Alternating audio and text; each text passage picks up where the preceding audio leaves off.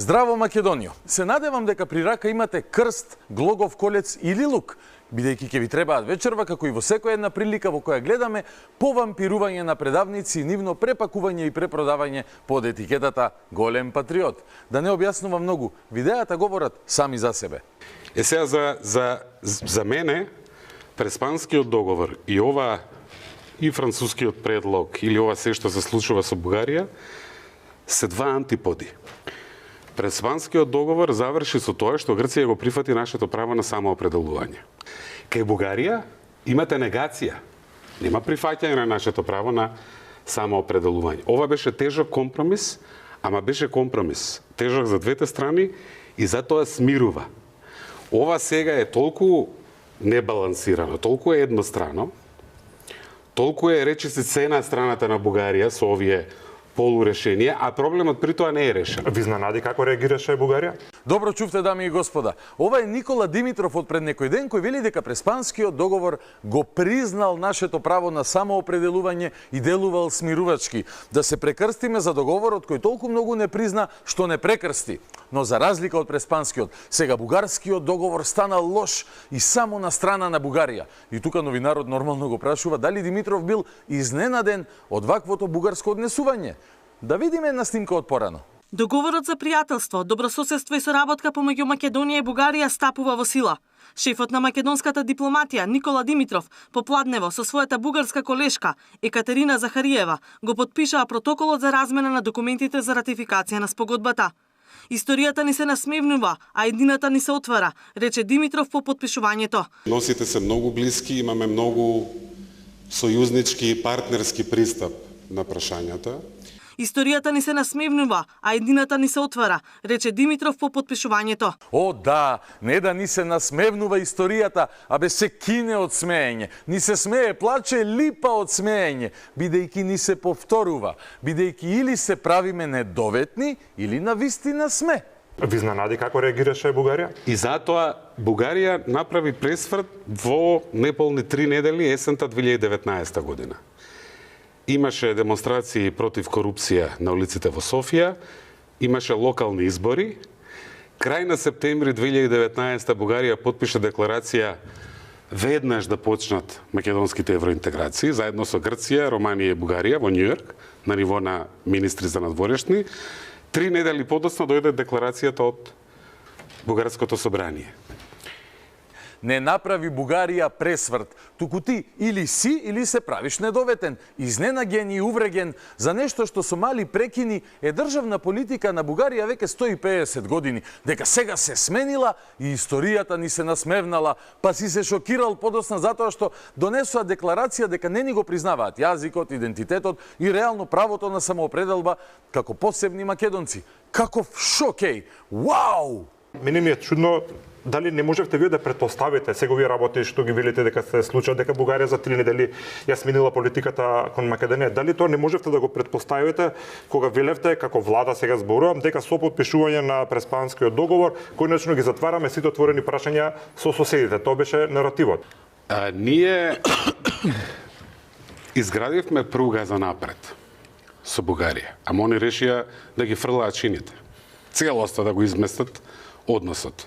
Да, изградивте пруга како што изградивте 1300 километри автопатишта.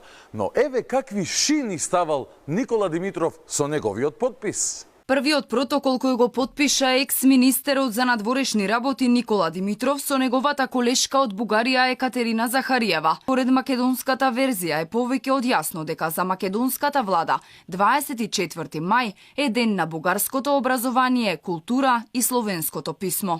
Според познавачите, ваков протокол не смеело да се потпише бидејќи со потписот на Димитров Македонија буквално се откажала од 24 мај како ден на сесловенските просвети и го признала како ден на бугарската просвета. Па што да помислат после ова? Дека нема да продолжиш и да им даваш се што ќе побараат, како што го правеше истото и со грците? Некои велат Преспанскиот договор им ги зголеми апетитите, а некои други велат токму затоа што се затвори македонското прашање со Грција така како што се затвори, се изложи Бугарија да го покаже тој наратив што е стар од времето на Тодор Живков. Тој е еден ист наратив. Да, старе, и пред Тодор Живков постои тој наратив. Уште некаде од пред 1878 година и руската творба наречена Сан Стефанска Бугарија. Но со ред, прво да одговориме на тезата на Димитров дека Преспанскиот договор бил добар, а Бугарскиот договор испаднал некако по чуден начин лош. И тој бил зачуден, збунет, изненаген и увреген. Еве му го на Димитров неговиот шеф, како зборува за улогата, внимавајте, на Бојко Борисов при создавањето на Преспанскиот договор. Знам каква подршка даде кога разговаравме со Ципрас за Преспанскиот договор. Движеше телефони, разговараше, доаѓаше, се гледавме на сите тие состаноци. Директно инволвиран како за своја земја. Да, добро чувте. Заев се фали дека Борисов со Ципрас преговарал за Преспанскиот договор како за своја земја. И после Димитров ќе тврди дека не биле поврзани Преспанскиот со Бугарскиот договор и тој бил изненаден од се што се случило. А сега да видиме зошто, иако го знаел бугарскиот наратив дека не постои посебна македонска нација, различна историски од бугарската, знаејќи го ова, сепак потпишал дека 24 мај е ден на бугарската писменост. Знаете ли што е тоа? Тоа е билатерален протокол. Не е во европската рамка, Бугарија тогаш поддржува, а не блокира. Тогаш се работи во истиот документ, стои Бугарија дава поддршка на евроинтеграциите на Македонија. Во истиот документ. Па како да не дава поддршка кога ти ставаш подпис дека 24 мај, денот на светите браќа Кирил и Методи, бил ден на бугарската писменост? И кој е тој аргумент, те молам? Потпишав така бидејќи Бугарија во тој период даваше поддршка, а не ни ставаше вето. Начекале комшииве село без кучиња и удриле без да жалат. А Димитров денес ке се прави недоветен. И сега, очигледно, мислам дека нема многу да ни помогне,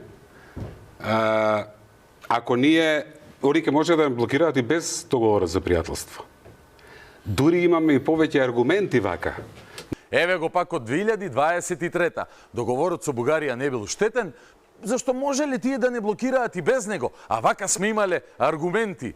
Кај им потпишува бугарски празници, уште и будали не прави. Без договорот точно можеа да не блокираат и за снегот лански, ама ќе нема аргументи тие пред светот, а не дека со договорот ние имаме аргумент.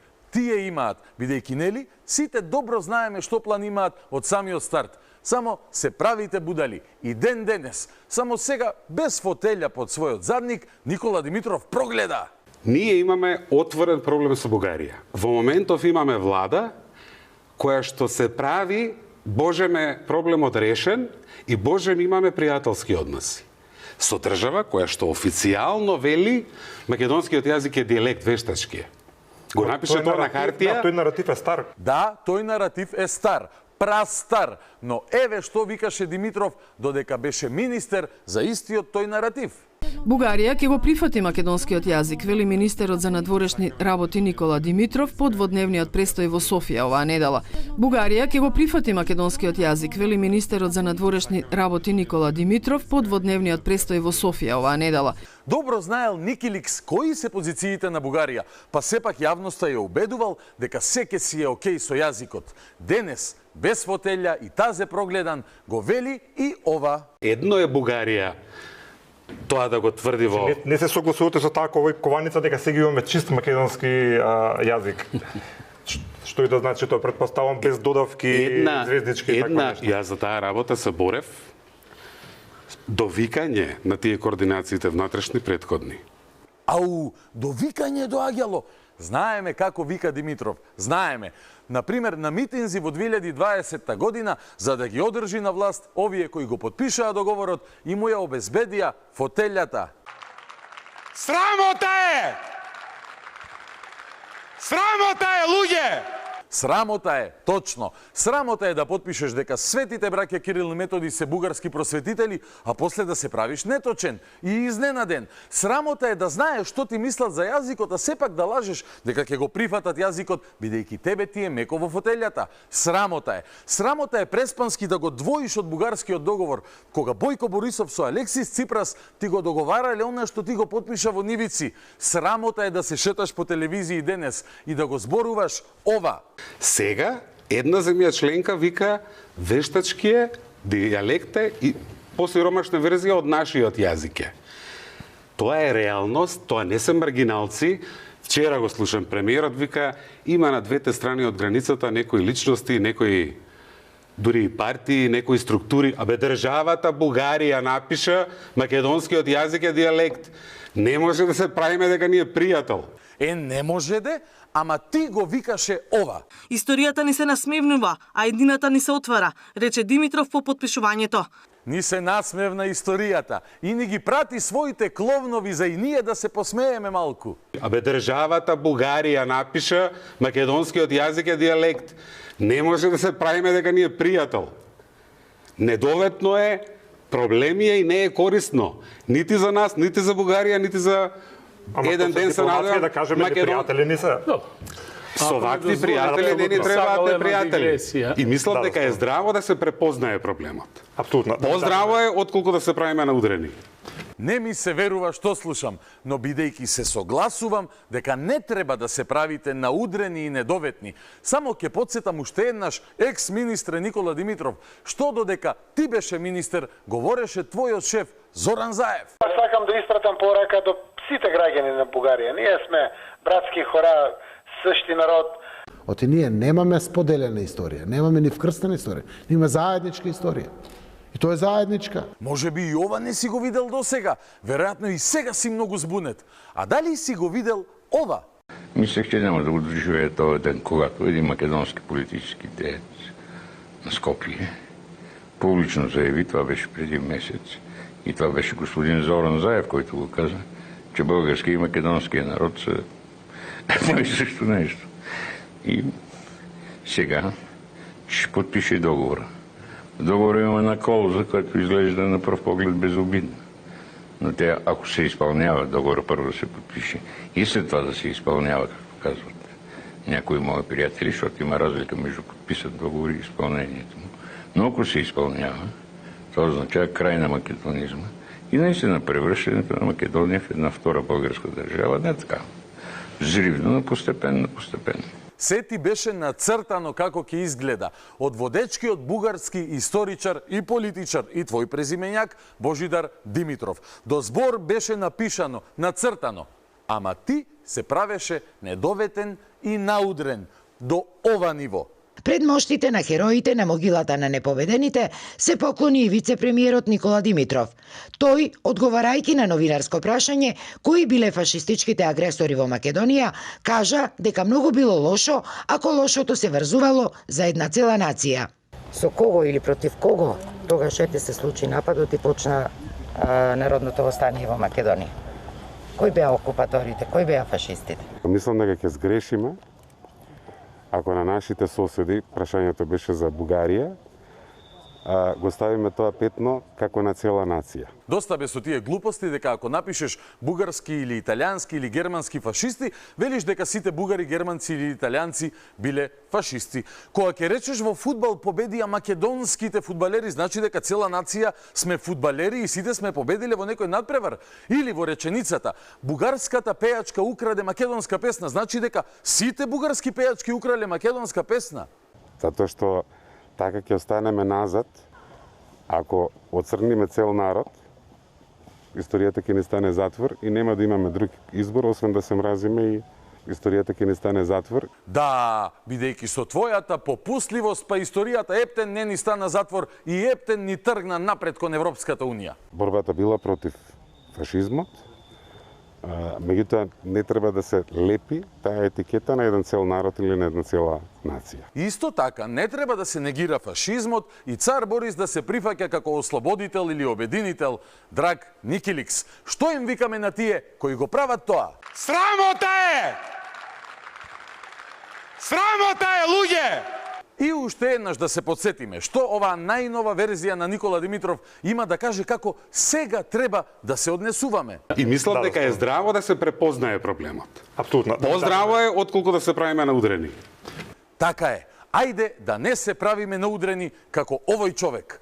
Премиерот Зоран Заев не го осуди Красимир Каракачанов кој објави фотографија од голема Бугарија во која се наоѓа и Македонија. Осуда за потегот на Каракачанов не пристигна ниту од вице-премиерот за европски прашања Никола Димитров. Низ насмевка и тој исто како и Заев вели не коментирал за да не се меша во бугарското предизборие. На некој начин очигледно е дека или многу аргументи има дека се работи за предизборен фолклор. Еј, Каракачанов ти вади мапа со Македонија во рамките на Бугарија, а ти се правеше наудрен. Било предизборен фолклор и после кога во меморандум на владата и декларација на собранието во Бугарија беше кажано од прилика истото што и на мапата на Каракачанов, ти беше изненаден.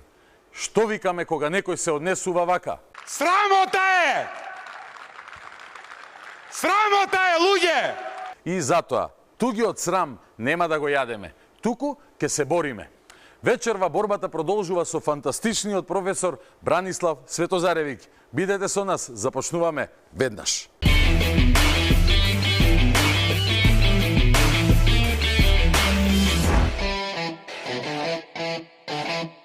Вечерното шоу продолжува со разговорот со мојот гостин, како што ви најавив по трет пати, не да не е последен, него е веројатно не сме ни во прва петина од нашите заеднички средби, имајќи предвид колку се имаме да разговараме со овој прекрасен човек, фасцинантен научник и огромен борец за вистината и за Македонија. Професор доктор Бранислав Светозаревиќ. Добро вечер, Бране. Добро вечер. Веќе не ни мора веќе да те представувам. Нареден пат ке и вечера сме со Бране Светозаревиќ. Вака тандемски настапуваме на моје огромно задоволство и на задоволство на широкиот аудиториум. Може да посведочам јас и ти за силните реакции кои што доаѓаат буквално на секаде од светот за твојата работа, најконкретно за трудот вложен во книгата Македонци, милениумски сведоштва за идентитетското име. Точно ја кажав? Така. Добро, да. Добро. Точно. Навистина јас сум фасциниран од ова. Минатите две емисии зборувавме многу, речиси по 2 часа, ќе те замолам, бидејќи сега ќе продолжиме од каде што застанавме. Застанавме на една многу интересна тема, една клучна година, 1829 година, кога се менува односот на Руското царство кон приликите на Балканот, годината кога се одлучува да ја земат Бугарија како своја експозитура на Балканот и буквално прават работи кои што ние ги чувствуваме до ден денес. И ќе го објасниме сето тоа, но претходно молим те на брзина, може ли да се подсетиме во првата и во втората емисија за што зборувавме? Да ги подсетиме гледачите дека го зедовме периодот од 15 век до 1944 година и тој период го поделивме на три, да ги наречам, три фази во именската самоидентификација и тоа името како територијална припадност, значи македонец, која била од 15 до некаде крајот на 18 век, бројни документи покажувавме, бројни документи, стотици документи од цела Европа. Потоа во 18-тиот век видовме дека може да го наречеме век на македонофилството во Европа. Да, ти го нарекуваш златниот век за златниот век, каде што навистина веќе се проширува сознанието за тоа дека се работи за народ, посебен ентитет со тоа име македонци, така натаму. Многу важно. Потоа средината на 19 век започнува она етноисториско значење, народносно значење добива македонец, а од крајот на 19 век веќе започнува разработката и борбата за национално име. Значи станува национално, а се завршува со Асном во 1944 година. Во двете емисии ова прашање паралелно го следевме не само од аголот на македонците, туку и од страна на перцепцијата на Европа кон именската идентификација. Германски, австријски, италијански, руски, какви се не извори гледавме, сите кои што забележале на оваа територија, буквално сите, дека има македонци, бугари, грци, срби. Како различни ентитети. Ова е важно бидејќи ова е суштината. Тука е всушност тоа што е битно, а што за жал и во нашата историографија многу малку се обрна внимание на ова. Недоволно да речеме. Документите од тој период ни докажува за постоењето на македонско именско територијално самосознание. Расположливите извори од Европа ни озможува да дознаеме дека македонците во тамошните држави се представувале како македонци, со што јасно се препознава територијалната именска самоидентификација, но видовме два клучни документи кои потекнуваат од Ватикан, во кои македонскиот јазик се издвојува како посебен јазик на ентитетот во групата на словенски јазици. Прв е таму наведен. Токму тој така, документ го да. помнат сите, верувам, да не И тие се покажуваме официјални постапати. документи на папската држава, нели? Но исто така се запознавме и со документи во кои луѓето на своето име и презиме го стават, додаваат атрибутот македонец, со што сакаат да го истакнат не само од каде се, туку веќе и се титулираат со тоа име. И тоа е навистина фасцинантно. И најфасцинантното е што се повеќе и повеќе се откриваат населби кои ги формирале македонците во Хазуршката монархија во Русија и на други места, а на кои им даваат име Македонија. Такви се оние во Банат, во Србија, во Хрватска крај Вараждин, Македонија населбата во 150 км источно од Букурешт, во Северна Италија, 3 населби во денешна Украина и исто така во 19. век и во Америка. На македонски јазик за општа јавност да преведам, луѓето кои што се пуштиле на секаде низ Европа не сметале дека се бугари или грци или срби, туку македонци. И каде и да оделе, на многу места каде што оделе, формирале дури и населби кои што го носеле името Македонија. Се представувале дека се македонци, на своето име додавале и како титулар македонски, македонјанин и така натака, во разни форми сето тоа го имаме гледано. И сето тоа е во корелација со стотиците документи во 3-4 века кои што ги гледавме, од како започнува поголемата печатарска активност на секаде низ Европа, од Запад, од Британија до Владивосток, што би се рекло, дека сите овде на Балканот препознаваат различен ентитет македонски, различен од бугарскиот, различен од грчкиот. И сега да не влегуваме во подробности, во подсетување, во дигресии, ќе спомнеме и денеска за како па тие луѓе ги квалификувале македонците во смисол на нивната врска со антиката, со античките македонци и така натака, ќе зборуваме за тоа и денес. Да, таа тенденција ќе продолжи и понатаму. Така што веќе во 18. век за Македонија и македонците онакви какви што ги знаеме нашите предци, се прифатило од Запад, од Велика Британија до исток до Русија. Значи, цела Европа веќе ги идентификува македонците како таков народ. А и на терен, тука македонците сами меѓу себе исто така се идентификуваат, затоа нели спомените? Да, и ги чуваат спомените на своите јунаци, предци, и тоа ќе нагласиме на кои најмногу и зошто. Така. Во рекапитуларот имаш ли уште нешто да додадеш? Па добро, еве, тука застануваме, еве, ќе спомнеме, ќе почнеме со тоа, дека докажавме дека и во 18. век во народот се пеат песни и се раскажуваат приказни за походите и јунаштвата на Филип, Александар, Самуил и крале Марко. Сега, за Филип и Александар зборувавме многу, ќе се зборува и понатаму, затоа што во документите не сме ние криви што луѓето што живееле тука пред 200-300 години ги споменуваат во своите, ги опевале, ги споменувале. Но интересно е за крале Марко и за Самуил. Тие двајца владетели во Македонија имаат неколку заеднички точки што ги поврзуваат. Тоа е дека двајцата владетели се отцепиле од државите во кои до тогаш функционирале и формирале војска од јадрото од македонските Словени, и едните и другите. И тие, всушност, кога имате народ од кој се мобилизирани, да речеме со модерен израз, десетици илјади војници кои учествувале во походи, учествувале во битки и така натаму, нормално е дека од нив ќе произлезат и митовите и приказните од нивните семејства и нивните поколенија. Затоа немаме, например, за митови за цар Душан, немаме за Урош, немаме за Кубрат, немаме за Аспарук.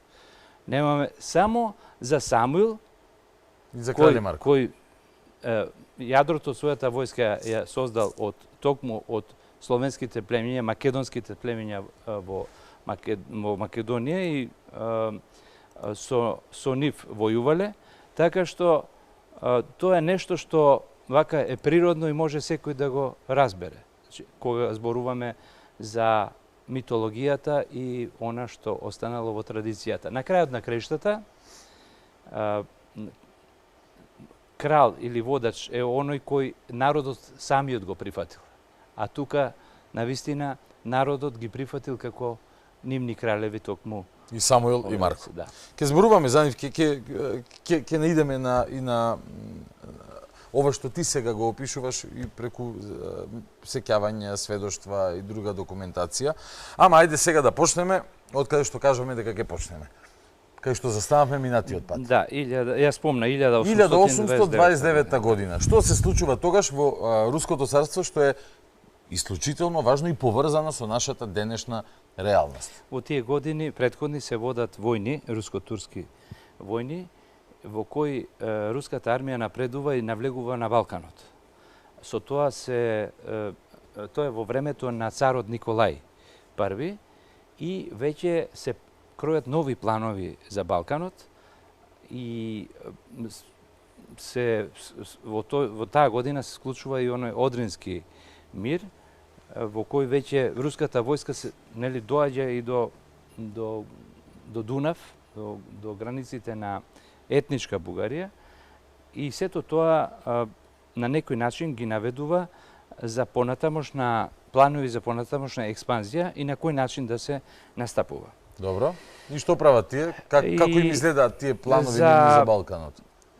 Тогаш царската канцеларија нарачува еден документ, односно една програма и преглед, да се види каква е состојбата на теренот и што од тоа може да се направи од нивниот капетан на руската војска, кој бил воено и разузнавач и познавач на теренот и познавач на историјата и така натаму. И тој преглед, всушност, преглед на Европска Турција се нарекува. Тоа е ладиженски? Да, тоа е ладиженски. И во него јасно е опишана територијата на Македонија и неговиот народ македоњани. На територијата на Македонија во овој преглед е приклучена и Тракија со центар во Пловдив, исто така именувани како македоњани. Пловдив, македоњани? Да. Ова е почеток на 19 век? Така, околу 829 Точно година. 1829.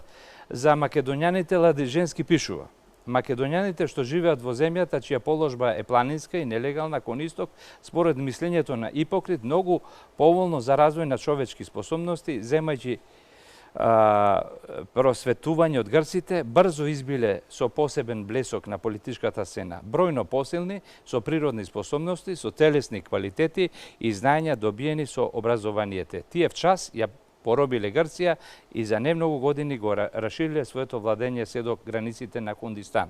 Хиндустан, да. Го кажу, Хиндустан, се извинувам. Да. Ова го кажувам затоа што повторно и Русија смета дека македонците кои зборуваат на словенски јазик на оваа територија се предци на античките македонци.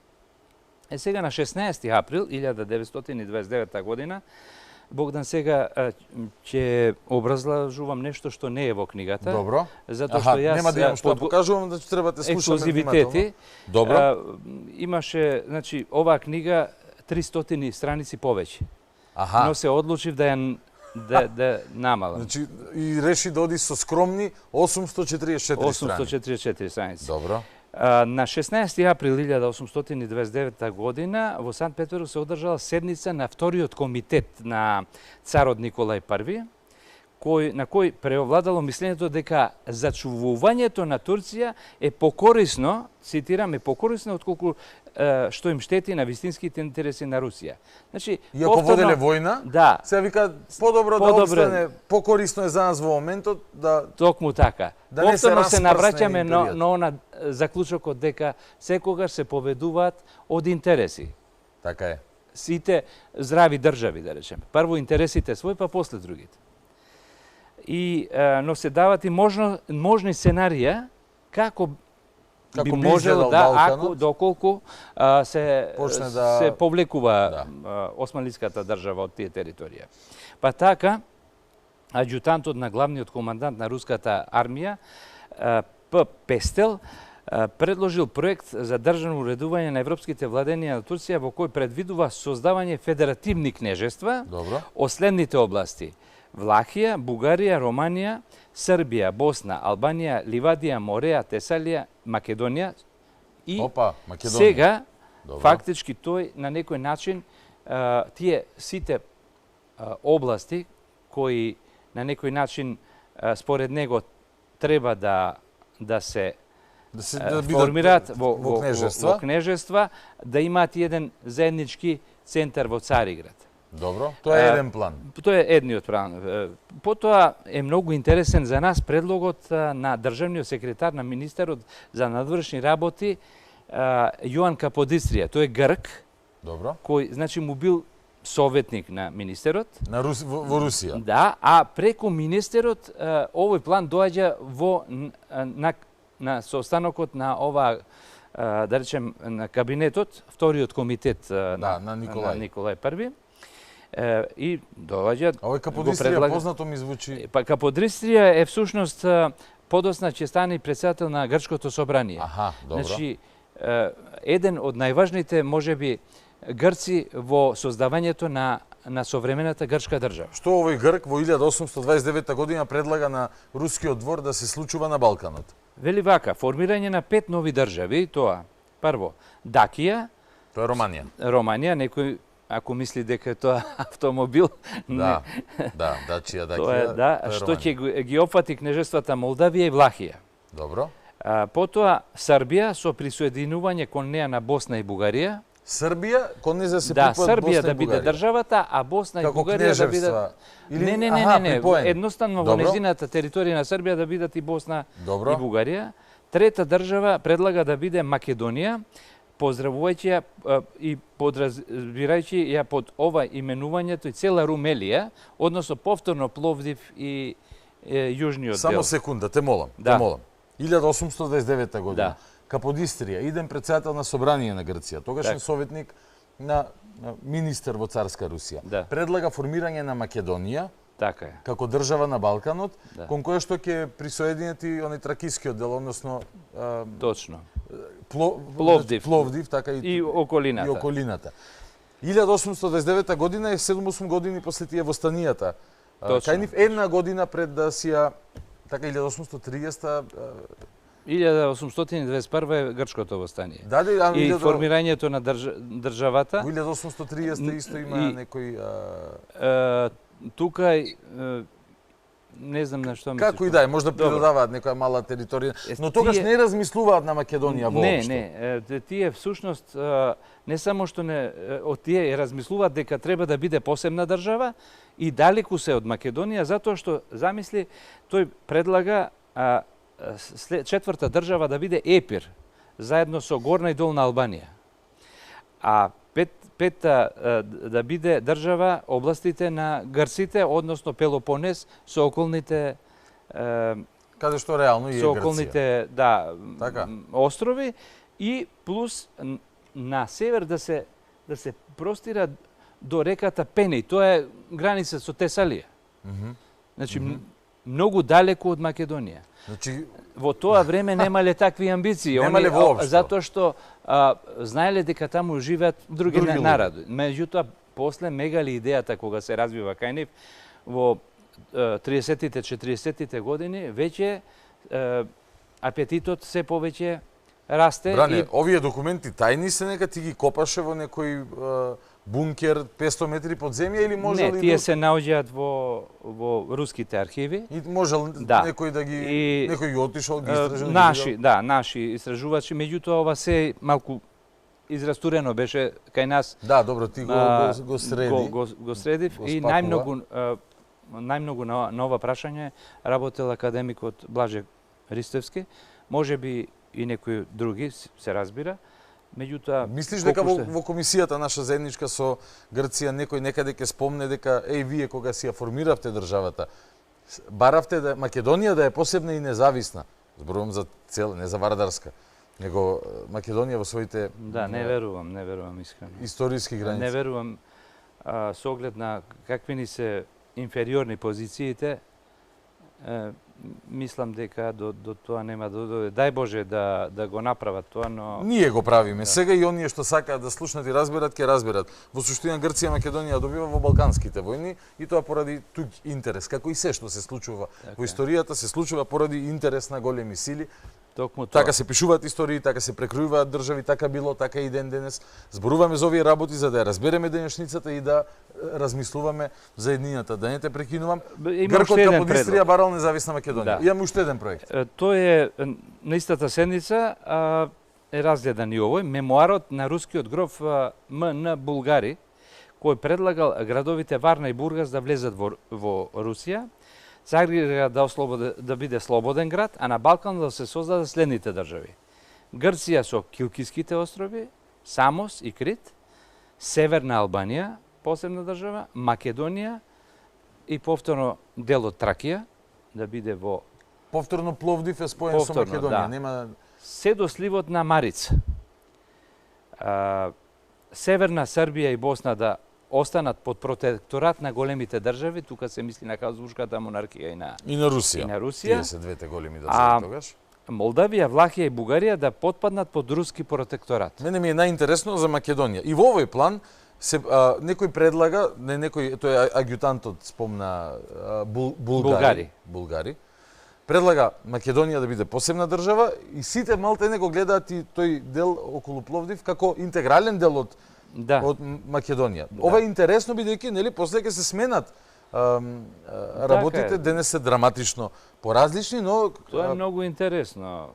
Прашање зошто се повторува и на географски карти некаде Македонија од 17, 18, 19 век се прикажува заедно со... Бране, ова академик Ристовски веројатно не растурал графчиња или гледал во звездите, туку читал документи, записници документи и руска литература, ама најмногу од архивите на Царска Русија. Имаме ли уште планови? Или овие се клучните? Тоа се плановите, но сега треба да кажеме што се случило. Овие планови сите на некој начин пропаднале. Да, не се земени предвид затоа што кога дошла веќе руската војска на териториите на денешна Романија до Дунав, веќе уште од некаде 1811 година бројни бугарски доброволци и тоа биле организирани во посебни војни формации, учествувале во руската армија. И треба да се нагласи дека тука многу интересна улога и одиграл и еден бугарски преродбеник, Софрони Врачански, кој испратил не само доброволци преку Дунав, туку и писма до царот и до руските власти за тоа колку се тие блиски народи, колку треба да помогнат и очекуваат помош и така натаму. И таа нивна непосредна комуникација најверојатно и донела до овде треба и понатамошни истражувања. И веројатно придонела, но клучно придонела, но она што е најважно, повторно се враќаме на интересот на Русија. Да, интересот на Русија е каде што крунски. Сепак се констатира дека бугарите се најблизок народ до русите.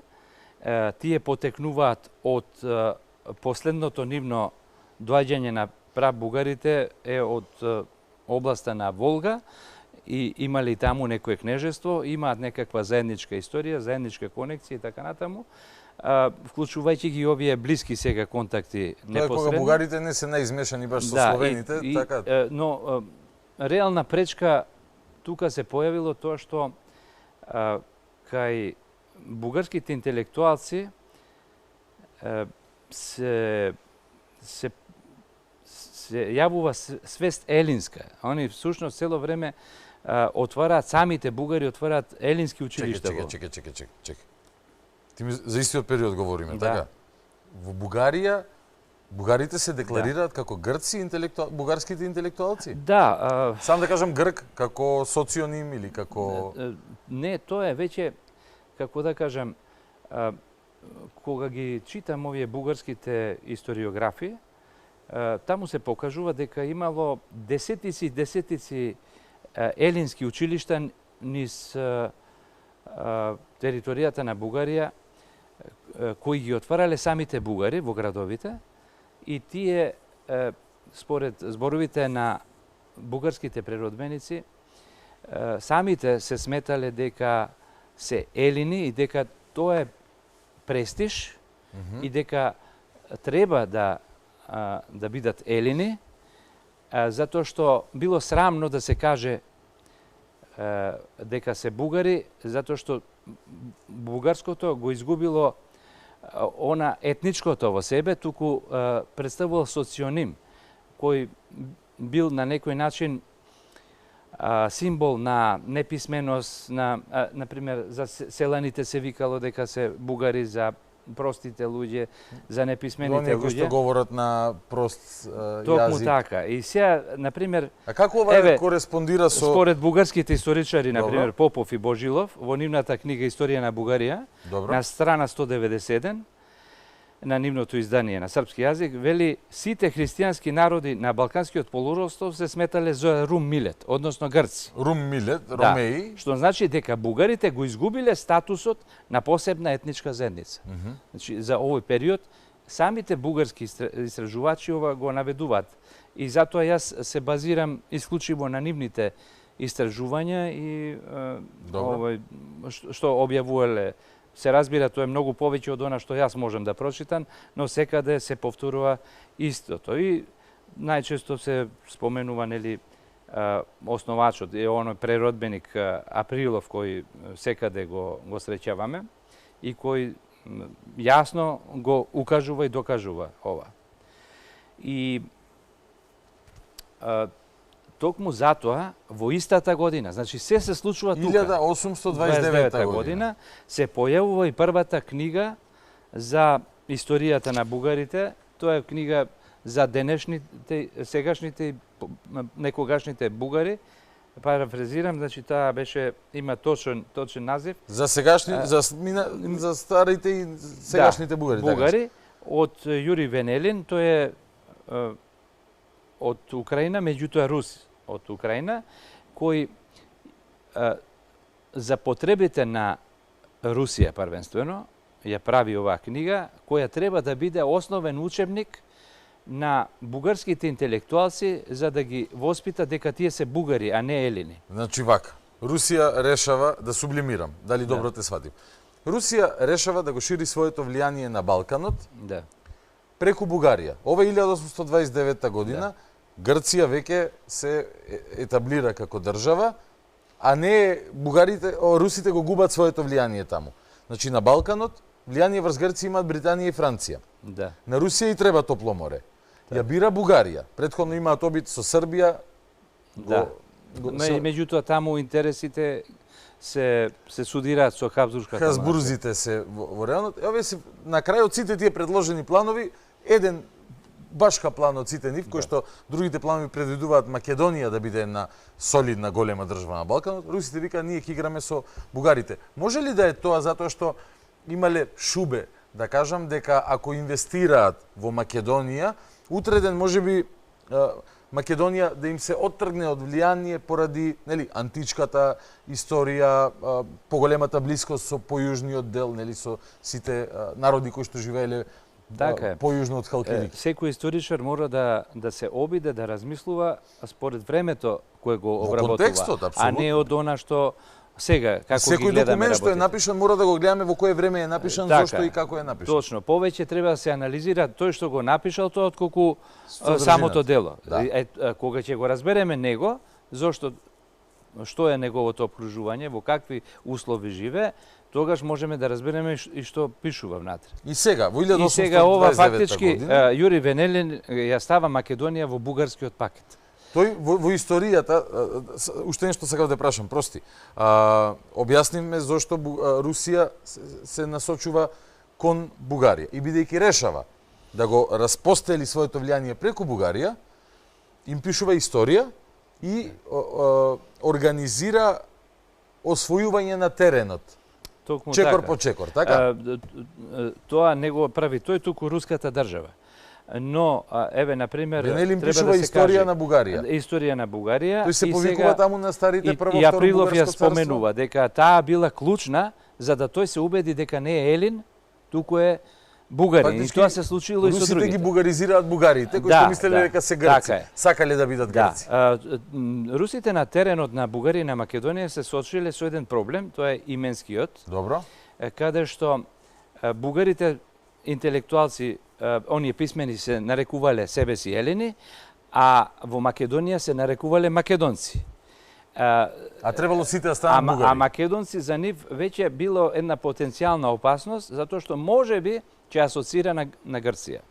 На антиката. И тогаш најдобро било да сето тоа да се стави во една корпа и на некој начин во еден пакет на кој ќе работи во иднина руската надворешна политика, а потоа ако треба и војската и така натаму. Бугаризација на бугарите и на македонците. И на македонците. Токму заради тоа се формирани неколку добротворни училишта во Русија, во повеќе центри, каде што се повикувани и руските грофи ги финансирале тие училишта и биле ментори на интелектуалци од Бугарија и од Македонија. На превоспитување ги викале? Превоспитување, да ги воспитуваат во бугарски дух. Да ги разбудат, аха. И тие како таквите беше училишта... читаш многу книги, заспиваш се, будиш како бугарин? Така ни се случува и тоа сега. било во Русија 1800... Тие се благотворителни училишта во Москва, Кишинев, во Одеса и така натаму. Важни се бидејќи тие училишта посетувале и миладиновци и Токму други. така, во тие училишта за прв пат се повикани браќата Миладиновци, биле таму браќата Жизифови, браќата Зографски, браќата Петковиќ, потоа идниот владика Кучевишки, Натанаил и други. Како се одвивало тоа на терен, објасни ми те, молам. Како завршиле Миладиновци? Сега на терен бил, руска школа, конкретно ако зборуваме за Миладиновци, да не ти се студентот на Венелин. Да не ти го кршам редот, да, како си планираш. Да, во ред. Терај си ти со предавањето, само Виктор Григоровиќ. Добро. Тој е славист кој доаѓа на теренот во Македонија. Тој е на Венелин човекот? На Венелин, за разлика од Венелин кој никогаш не бил во Македонија. Тој си напишал историја. Тој си напишал историја која требало политички му одговарала. Меѓутоа тука веќе имаме доаѓа на терен за да пропагира, а и на светот да докаже дека македонците се всушност бугари. Тоа е Виктор Григоровиќ. Виктор Григоровиќ. Пратеник на Јури Венелин. Може ли уште едно подпрашање? Дали Венелин кога ја пишува историјата на Бугарија 1829, пример ја користи книгата на Пајси Хилендарски?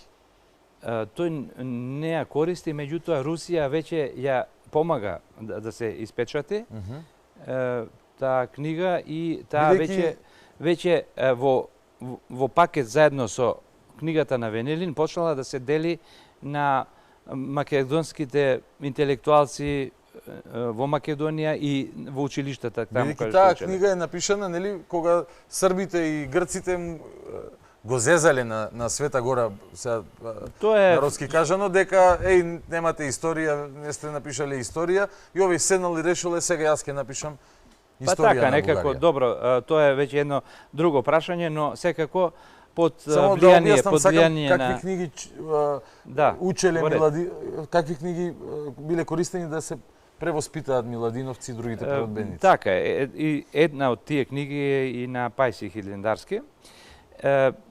Имено Виктор Григоровиќ, тој веќе на некој начин доаѓа и во домот на Миладиновци и таму забележува дека тие пеат песни за Филип, за Александар, знаат песни и митови за крале Марко, за Самуил и така натаму. И истражувајќи на теренот, делејќи книги, нели, од Венелин и од други книги кои биле погодни за ширењето во пропагандата, што и денес се обидуваат да забележал нешто што подосна ќе се потврди дека едноставно тоа е некое да го наречам непишано правило кое ќе се повторува од генерација во генерација, а тоа е дека тој забележал дека бугарскиот јазик, кој се според нив се зборувал и во Бугарија и во Македонија, се дели на два главни дијалекти. Односно, тоа е меѓу првите слависти кои јасно го издвојува македонското од бугарското наречие. И дијалектот од Македонија го нарекол западен, а и на него го придружил и оние од Кюстендил, Дупница и Пловдив. Пак Пловдив е во македонската тоа е многу интересно, би требало можеби македонската историографија да обрне внимание зошто до тоа доаѓа, но и она источно бугарско наречие. Значи доаѓа наместникот на руската држава со намера сите да ги прави тука бугари, но вика видете јазикот на овие едниве што ги побугаруваме е различен од јазикот на овие другиве. Тие две наречија биле во тоа време. Да, наречија, точно. Да, не е кодифицирано. И бугарскиот уште не е јазик. Нема граматика, нема, да. Добро. И сега фактички вака инструирани, моделирани македонските интелектуалци, и другите ги кани во Русија. Тие одат во Русија, реков, и таму ги воспитуваат во тој дух, дека се бугари, доаѓаат повторно, имаат и добиваат и пари за тоа, се враќаат назад и ајде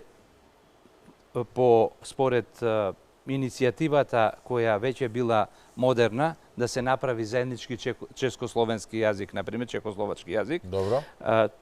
По тоа е предлог на Шафарик и Колар во 40-тите години, не успеал и веднаш се побунил еден нивни колега, тој викаше Штур Људевит. Добро.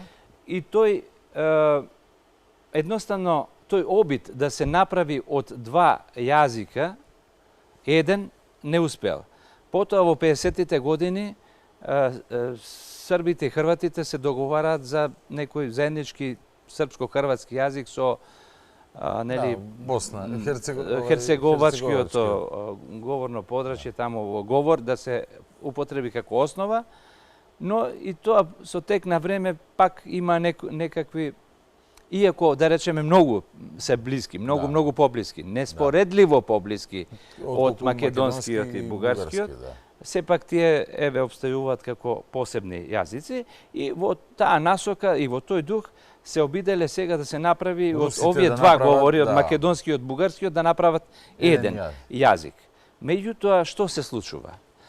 Сите овие воспитаници руски во бугарски дух, кога се враќаат до еден сите,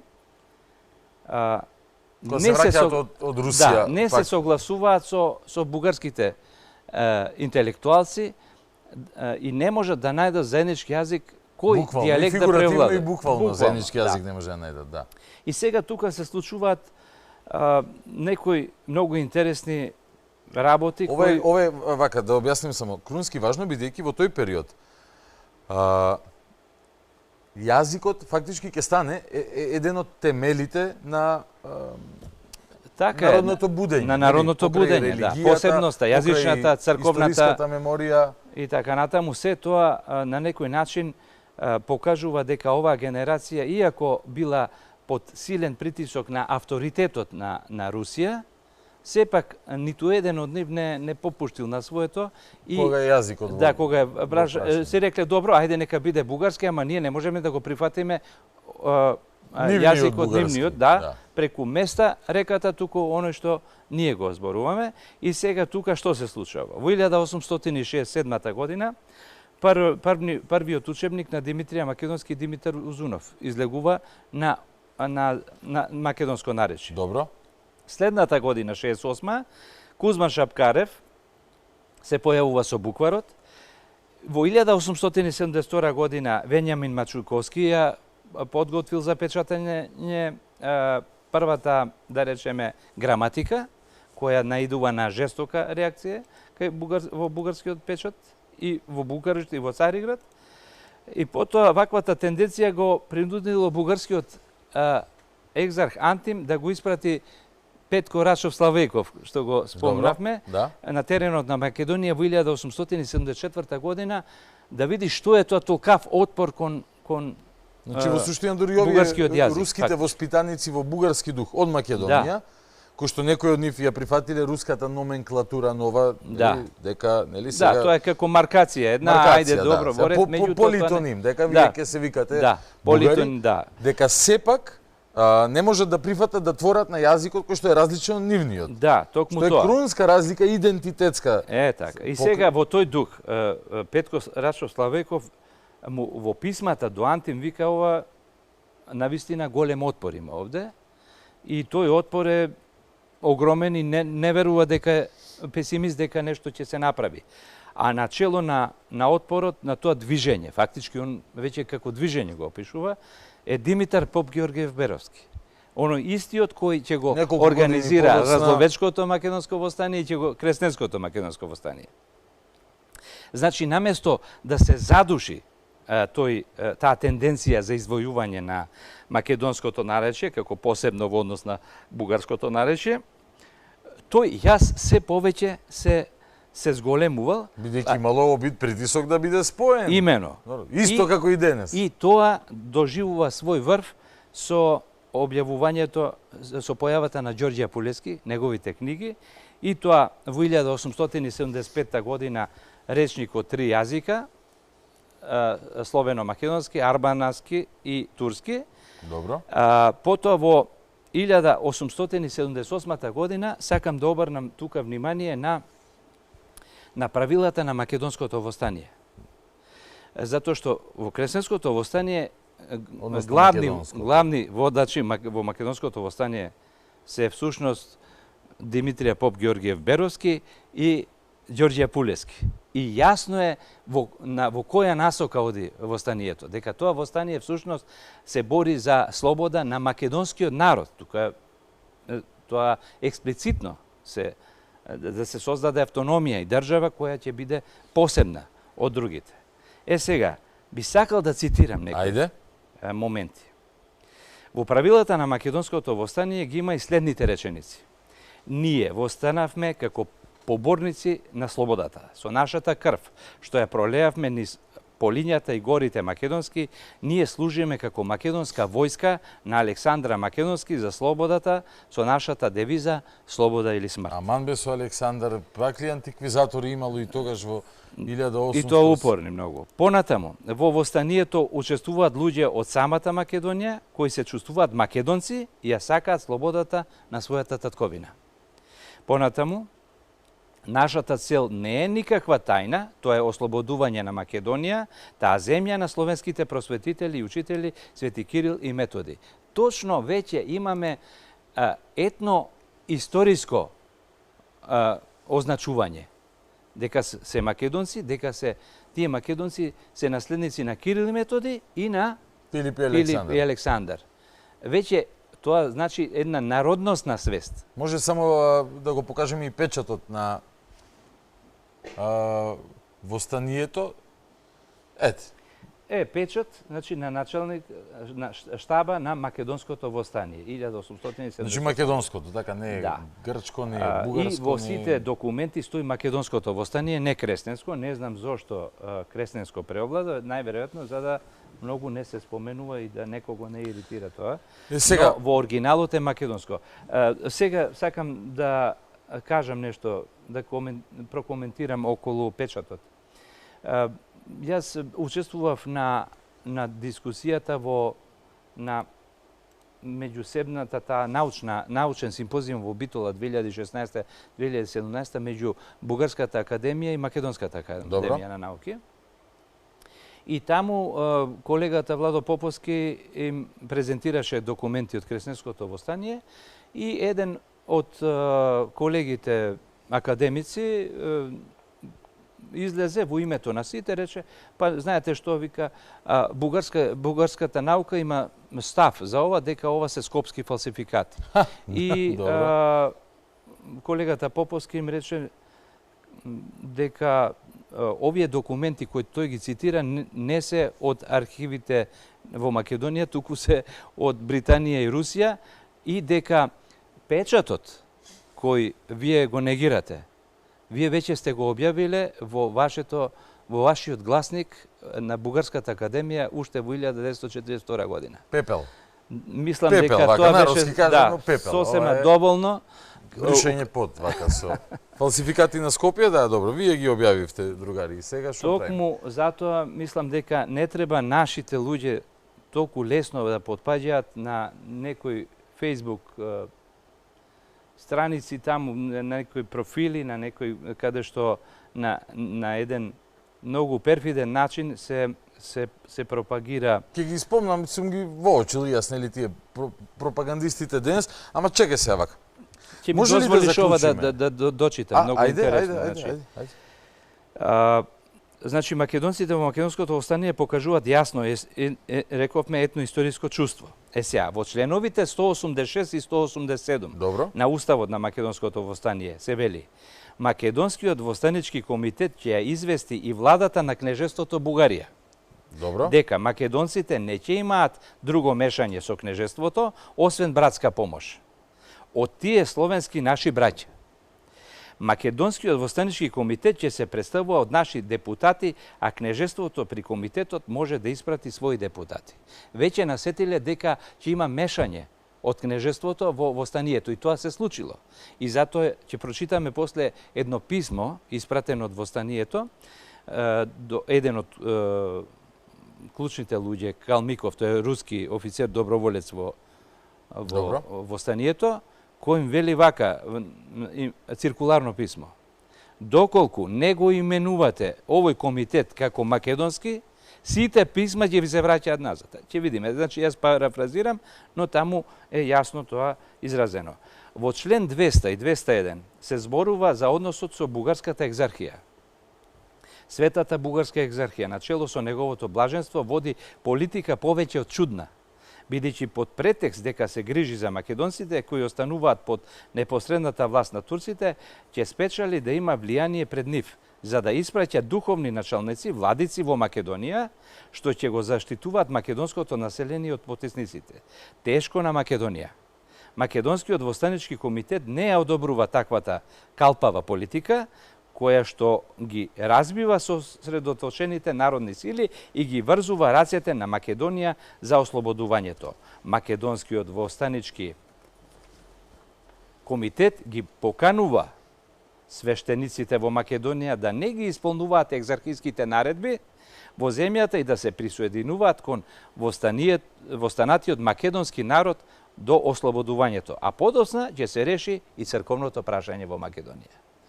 Мислам дека со ова се е кажано. Се согласувам. Може ли да заклучиме дека колку поголем бил притисокот, обидот на Русија да го бугаризира целиот овој предел, дека отпорот бил се поголем и поголем, бидејќи истата 1878 година, па на светско ниво, се случува првиот обид, нели, Сан Стефано. Да, така е. Еве, и до отпорот, веќе и во самиот правилник, во член 205-206 вели: озаконува, се мисли на комитетот, за понатаму, Софискиот централен комитет да нема веќе никакви обврски спрема македонското востание. И затоа сите наредби на Софискиот централен комитет се отповикуваат, а востанието ќе се раководи од Македонскиот востанички комитет што се наоѓа во Македонија. Додека Русија се обидува да ја припои Македонија кон Бугарија, покрај нели другите крајаници во Сан Стефано, народот тука вика: ајде вие подалеку браќа. Не само тоа, Русија се обидела нели со Сан Стефанскиот, меѓутоа веќе се побуниле и големите сели на запад, кои како аргумент велат дека таму живеат друг народ, не се бугарите. Значи, еден од аргументите. Тие се спротиставуваат повторно заради нивни интереси. Нормално, но и како изговор не треба да не чуди она познато писмо, на позната книга на Вудро Вилсон, британскиот Македонија на премиер, како што е Бугарија на бугарите, Србија на србите, Македонија треба да биде на македонците. Човекот е во право, но и тоа е исто интерес нивни. Нивни интерес е, меѓутоа ни открива една слика на состојбите и на оние поширок размер на големите сили, но и на состојбите во Бране, ние Македонија. фактички цело време живееме во една невидлива војна меѓу Западот и Истокот. Ние сме буквално на фронтовската линија. Така, ние сме... Тој Џон Кери го кажал, не е дека... Да, тоа не е нешто ново. Да ќе измислиме. Навикнати сме да бидеме на линијата на огнот.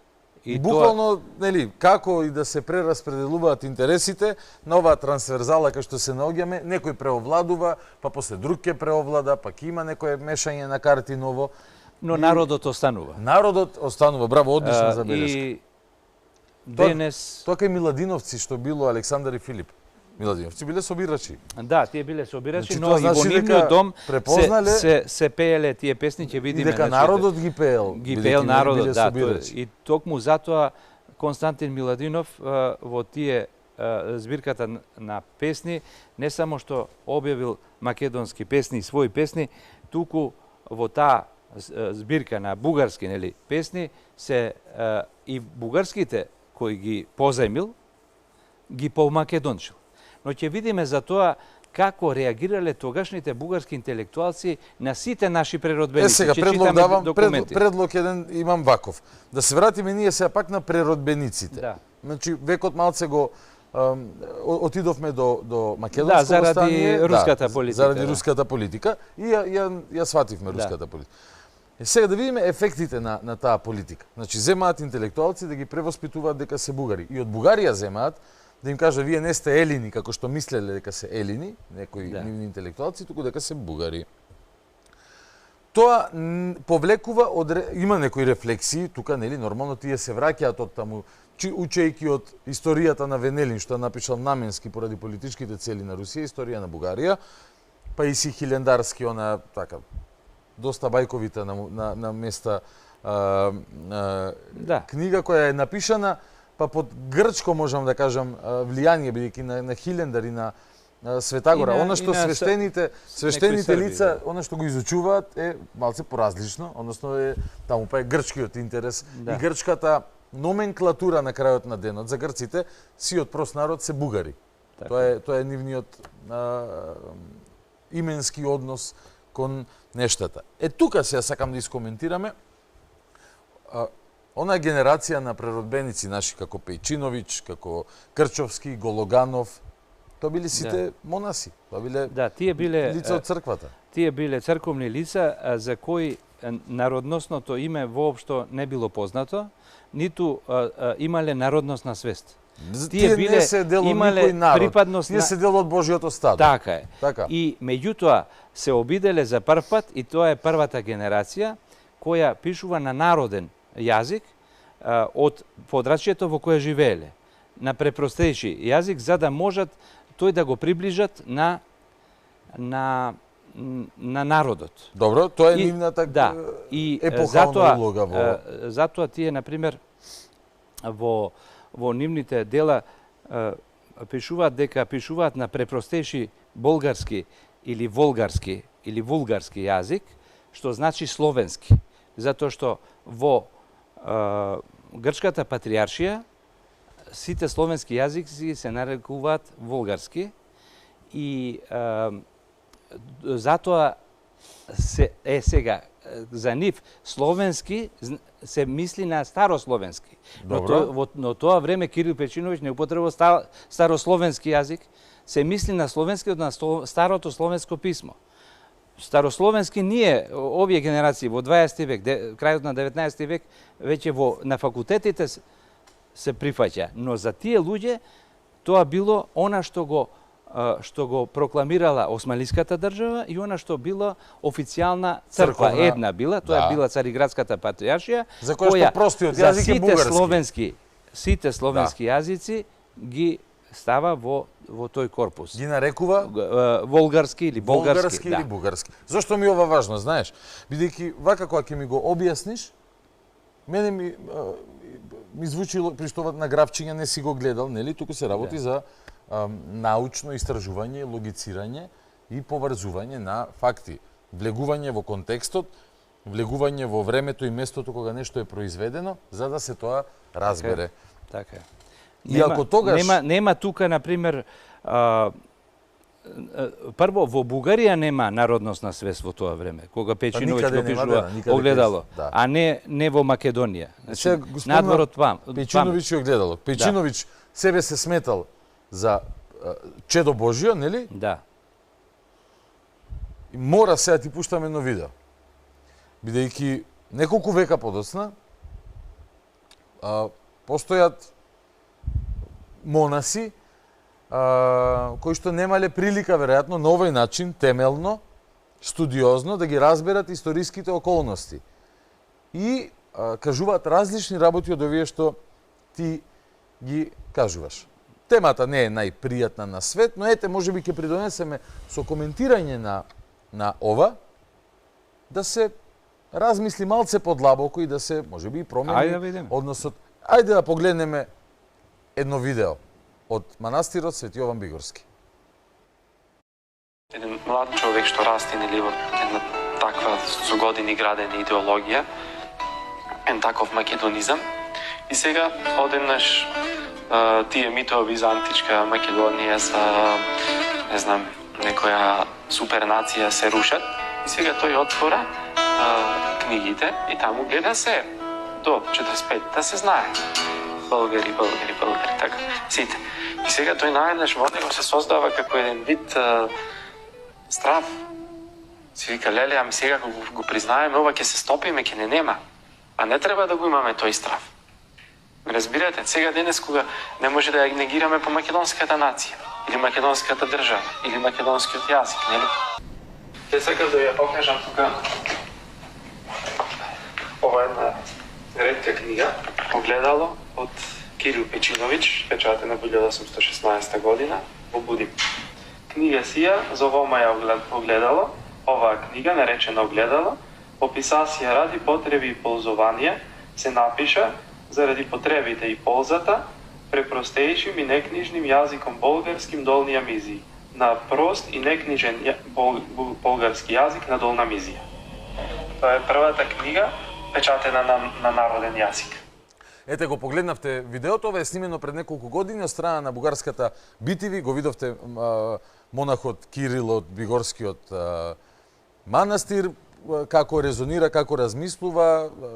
Ова малце ми наликува на некои тези што сум ги слушал кај нашите соседи од Европската унија, од Истокот. Очигледно дека очигледно многу тажна изјава, класично може да препишеме бугарски воспитаник. Да, и незнаење, не им се ни лутам.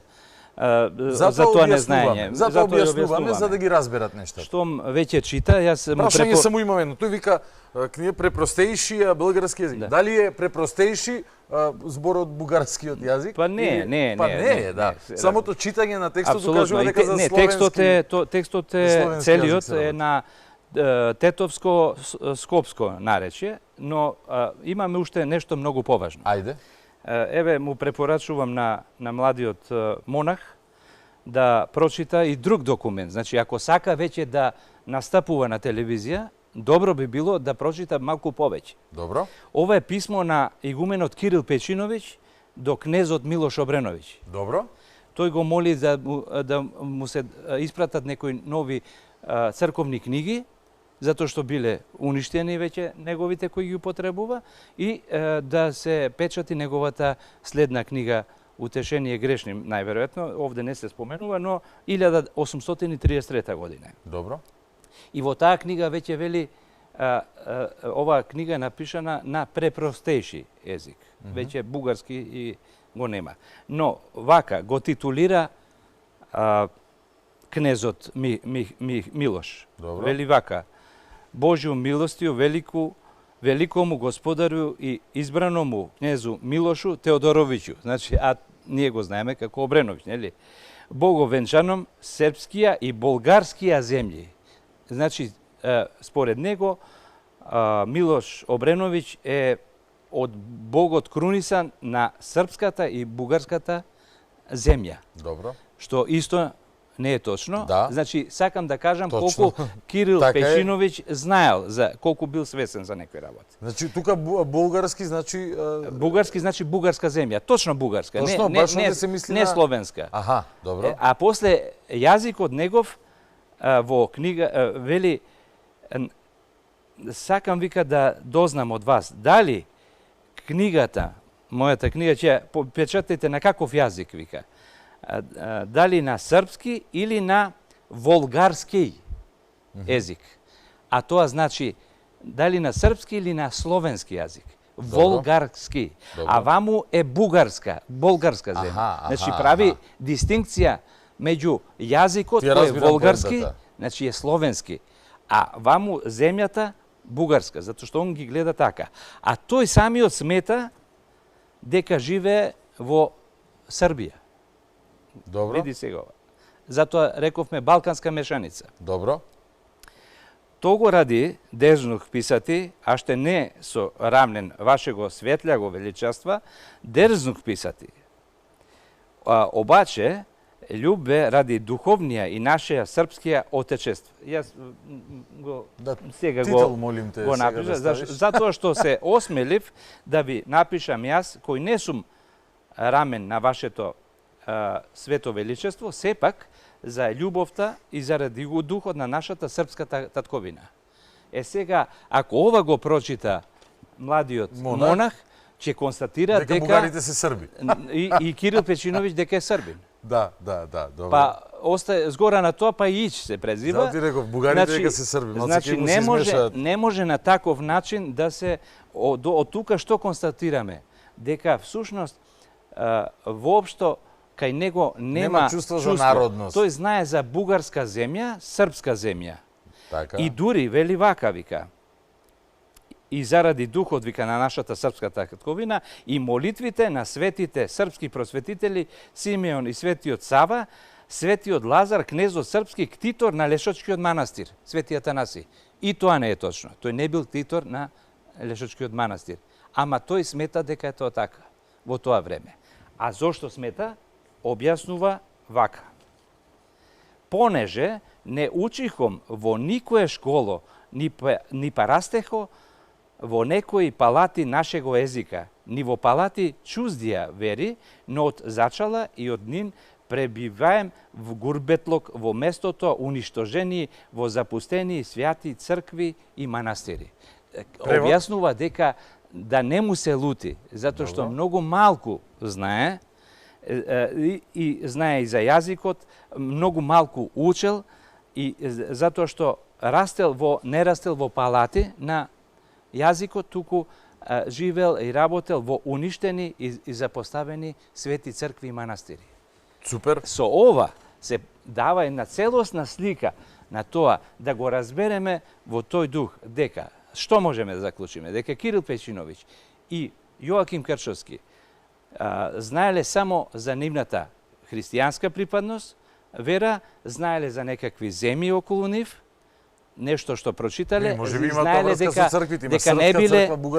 не биле многу писмени, но се потрудиле да напишат нешто да го разбере тоа обичниот народ. И народниот јазик, фактот тие се важни бидејќи... И народниот јазик кој, например, кај во една книга од Јоаким Крчовски, во исто време е преведена на бугарско наречје. Преведена. Тогаш е преведена. Затоа што не можеле да ја разберат. Супер. И тука е тоа раздвојување кога не можат да се разберат двата посебни јазика, источно бугарскиот, да не зборуваме што тие после во нивниот литературен јазик додаваат стотина руски зборови. И тоа уште повеќе ги оддалечува. За разлика од генерацијата на Кепески, да речеме и Блаже Конески, кои го зеле само јазикот од својот народ и само го направиле литературен јазик. И затоа нема никакви промени. 80 години не трпи промени, а бугарскиот јазик нонстоп трпи промени, затоа што руските зборови таму имаат падежи, а бугарските немаат и сега имаат големи проблеми. Значи како сублимат еден дека може да кажеме дека во суштина оваа дебата со монахот Кирил од Бигорски, јас тука би ја завршил на оваа тема.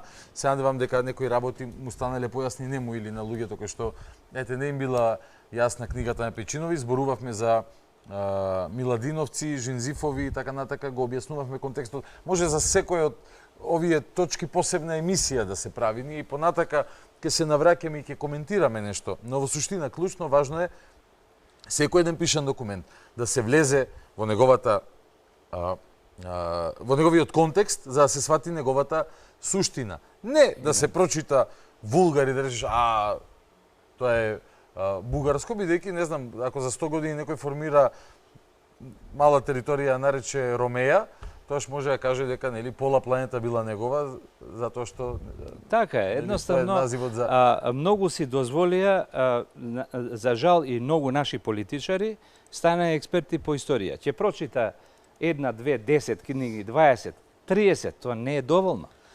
И мисли дека ја познава историјата. Та е многу послоевита од она што тие сметаат.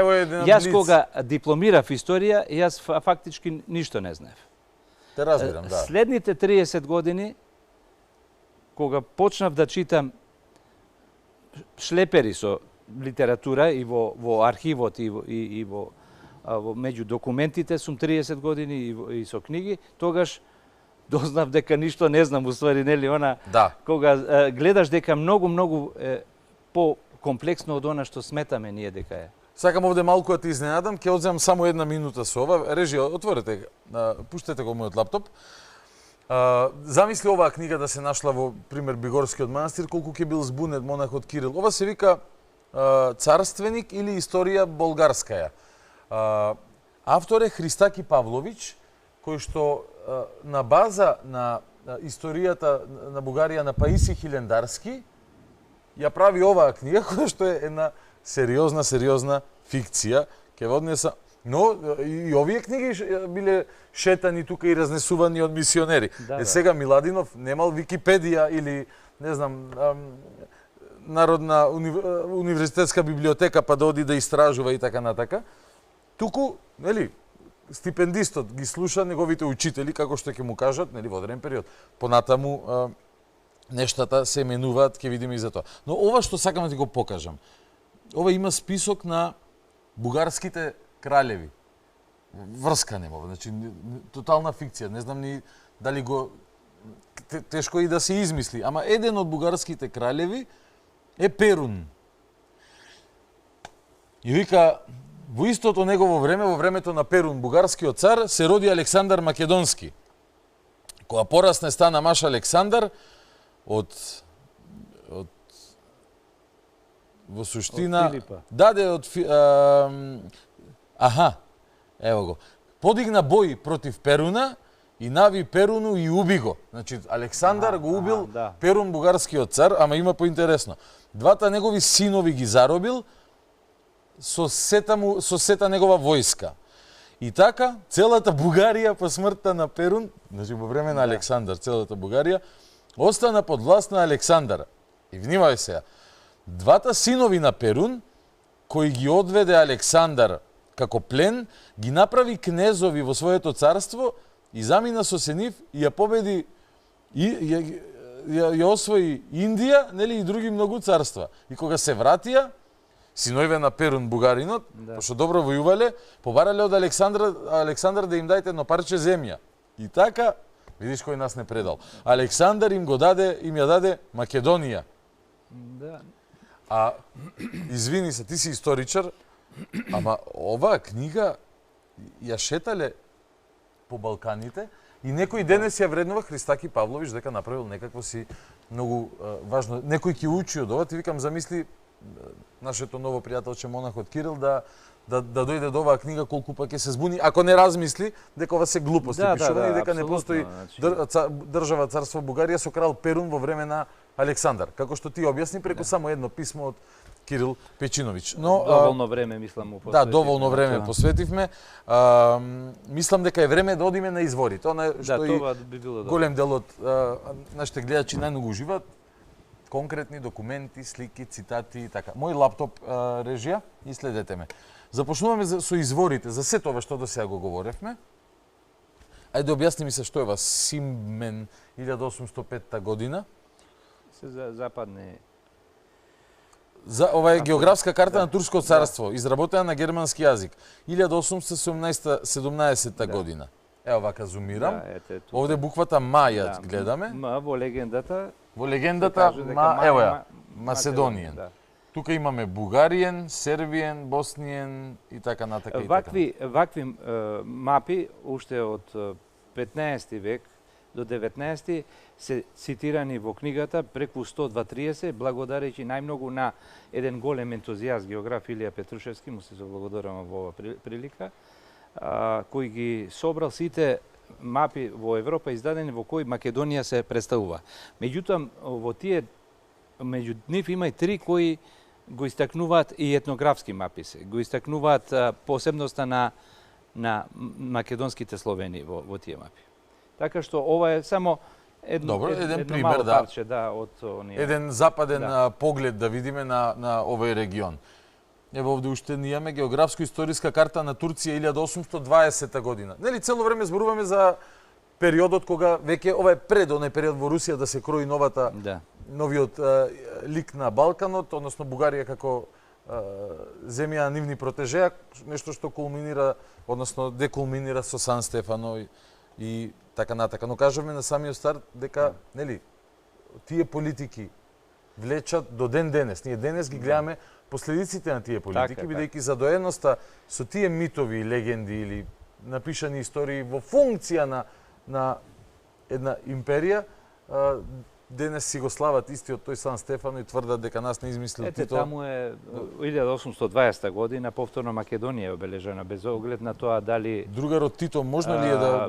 Без оглед, ова е во Британија издадена, во Лондон. Можно ли е Тито да живеел во Британија? Па, може би, некој него предо, како... Нели? Или може би открил некоја машина за патување низ времето и измислувал македонци често. Да. Добро. Ево го Ладиженски, 1828 година, што Прејаска го прочита. Што го прочита? Поминеш? Сега повторно. 1829 година, Трифон Неделовиќ Давидски. Да читам? Да, читај. До неговото превосходство и светло сијателство пречесниот и преславниот се опфатен и се милостив наш господин главниот командант на втора армија. Ова се мисли на руската армија. Руска армија. Добро, чекај се пред додам понатаму овде кога гледам македонски пишува нешто. Така е, да. Ќе откриеме подоцна што е тоа македонски? Да. Ова е насловниот прокламацијата за верата Христова, новој автор Давидски, 1829 година. Да. Ова е содржината, така? Во текстот, делот текстот, да. Делот текстот и тој вика таму кога во бурно време пливаат по морето бродовите, а фактички ги повикува војниците, така? Така е, руската војска веќе доаѓа до бреговите на Црното море. Вика имаме чест да го замолиме вашето височество. Недалеку пред руската армија на Константинополскиот пат се наоѓа, бидејќи нели Русија војува со Турција, нашата праотеческа земја Македонија. Многу ќе и биде полезна на војната таа да ја задоволи со секаквите потреби. Искрено сакаме од вас дозвола да им дадете секретно на знаење да востанат сите македонијанци. Сега каже тајна, така тајно да им се каже, да се подготви востание на сите македонијанци против непријателот. Прво да ја дадат помош и соработка во сегашната кампања, второ ние сме должни да му служиме на рускиот престол. Значи ги повикува во Македонија и на народот македонијанци. А од кај е овај Давидски од Вевчан? Еве доле пишува од каде во документот стои Филипо Поле. Пловдив ли ова повторно? Да. Повторно Пловдив. Да. 1829 година. Нешто си им се намерачил да им го откинеш Пловдив. Благодарејќи на Жила Ленина, професорката, овој документ е пронајден и обработен од Блаже Ристовски, но овој кога се става во ваков контекст само потврдува дека оние 3-4 предлози во кабинетот на каде што Македонија Николај I, Македонија и нели и прегледот каде што вели живеат македоњани. Така е. Еве и тука се потврдува од теренот. Дека македоњани интелектуалец од Пловдив бара помош и молба од рускиот генерал да се насочи кон Македонија да ја ослободи и да го ослободи македонскиот народ. Значи зборува за македонски народ, македонска територија, Македонија. Сега добро е пак да се ги подсетиме нашите гледачи што би значело сега ова или еве за нашиот монах Добро, да, така. Тој вели од 1900 до 1945 година. Малце, ама до 1945 година. Не му се лутам, не му се лутам. Побогат ке со информации.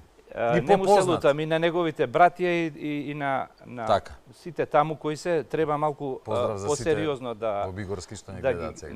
Работите да ги согледуваат. Само помагаме. Доколку не се тенденциозни. Се разбира, ако се тенденциозни. Дали сега врз основа на овој документ ние да прогласиме дека цела Тракија и Пловдив се македонци. Имаме со Бигорски и други дебати за Гоце Делчев, ама тоа отом потом, чисто ти најава.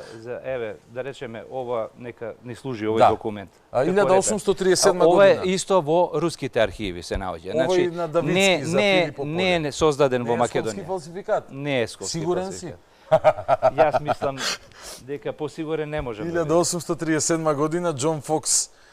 Џон Фокс, чекај легендата да ја прочитам. Кој е Џон Фокс, кажи ми, дури исто историчар е. Историчар? Да, пишува доста. Не е некој кувар. Не и патувал низ Европа и така натаму, има многу негови дела познати. Јове зборува за состојбата во Османлиската империја.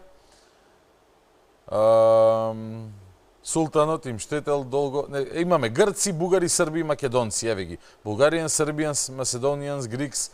Чисто да подсетиме уште еднаш она што го гледаме ни секој еден документ низ кој што проаѓаме во оваа трета и веројатно во наредните 150 емисии што ќе ги направиме. Таков е и системот на книгата да шета. Имаме извори, нели, од исток, на различни во различни држави за да знаат гледачите и читателот да се увери дека перцепцијата е многу јасна. Дека не е Тито или скопски фалсификат, туку дека ете во Британија книга 1837 година. Имаме македонски востаници во грчкото востание. Документ можам да видам долу и каде е објавен 634 Вилијам Нейсав сениор Conversations Лондон. Во книгата објавена во Лондон, еве се зборува за македонски востаници во грчко востание. Вистинските грци не би ги протерале турците. Тие се премногу деградирани дури и да ја посакуваат слободата. Тешки зборови, бране. Да. Имаше многу албанци, македонци и други странци кои се бореа против турците. Ова го кажува Калегри, тој е еден од најпознатите водачи на востанието. После и генерал. Генералот Калерги. Да, тој всушност ова го изјавува.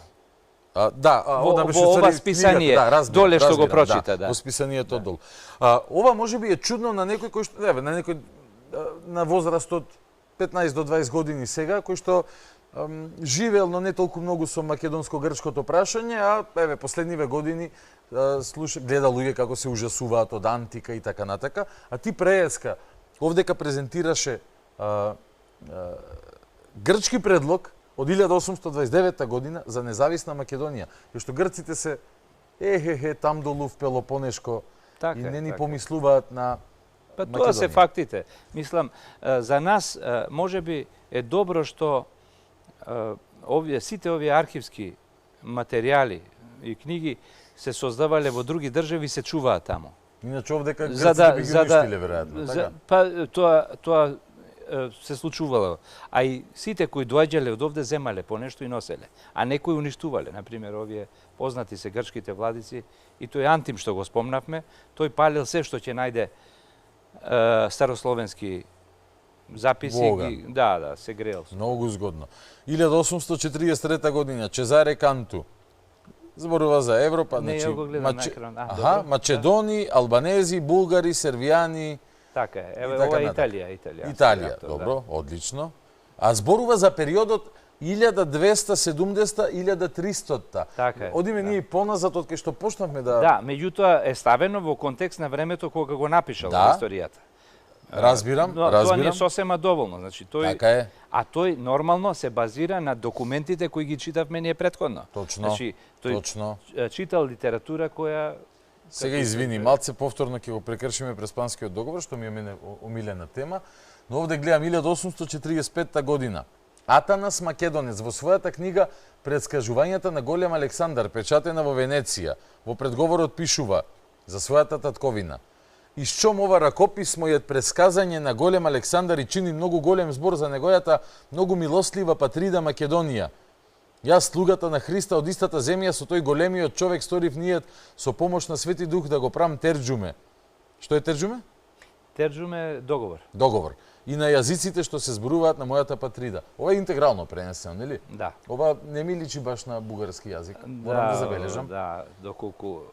Значи, со овие документи грците ги подсетуваш на нешто и бугарите. Да, значи овој македонец си ја испечатил книгата за Александар Македонски и имал мотив, затоа што сметал дека е доаѓа од истата земја со тој голем човек, така. Тоа е неговата татковина и така натаму и така натаму. Ајде се побрзо морам. 1846 година Ѓорѓија Македонски од село Радибуш, Крива Паланка, роден од татко, мајка Димитар Варскија. Славјанското писмо го изучи во татко ми Димитрија Македонски, кој така се вика зашто сме македонци, а не грци. Да. И јас прекарот си го зевав македонски, а не по татко ми и дедо ми, за да се знае оти сме славјани од Македонија. 1846 година. Еве го сега, значи, ние веќе сме влегле во периодот кога името веќе не се употребува како само територијално, како територија, туку како етноисториско. Започнува да добива и... Сите се свесни дека не се само нивната патрида, како што вели татковина Македонија, туку се свесни за своите предци, за својата историја. И тие точно се веќе гледаме во овој документ дека тој сака да се огради од грците. Јас сум македонец, не сум грк. Затоа што Кирил и Методи се исто така мои. Да. Претходници, и затоа што татко ми се нарекол македонски. Значи, тоа е нешто наследно. Тоа е она што ја нарековме ние колективна меморија на македонците.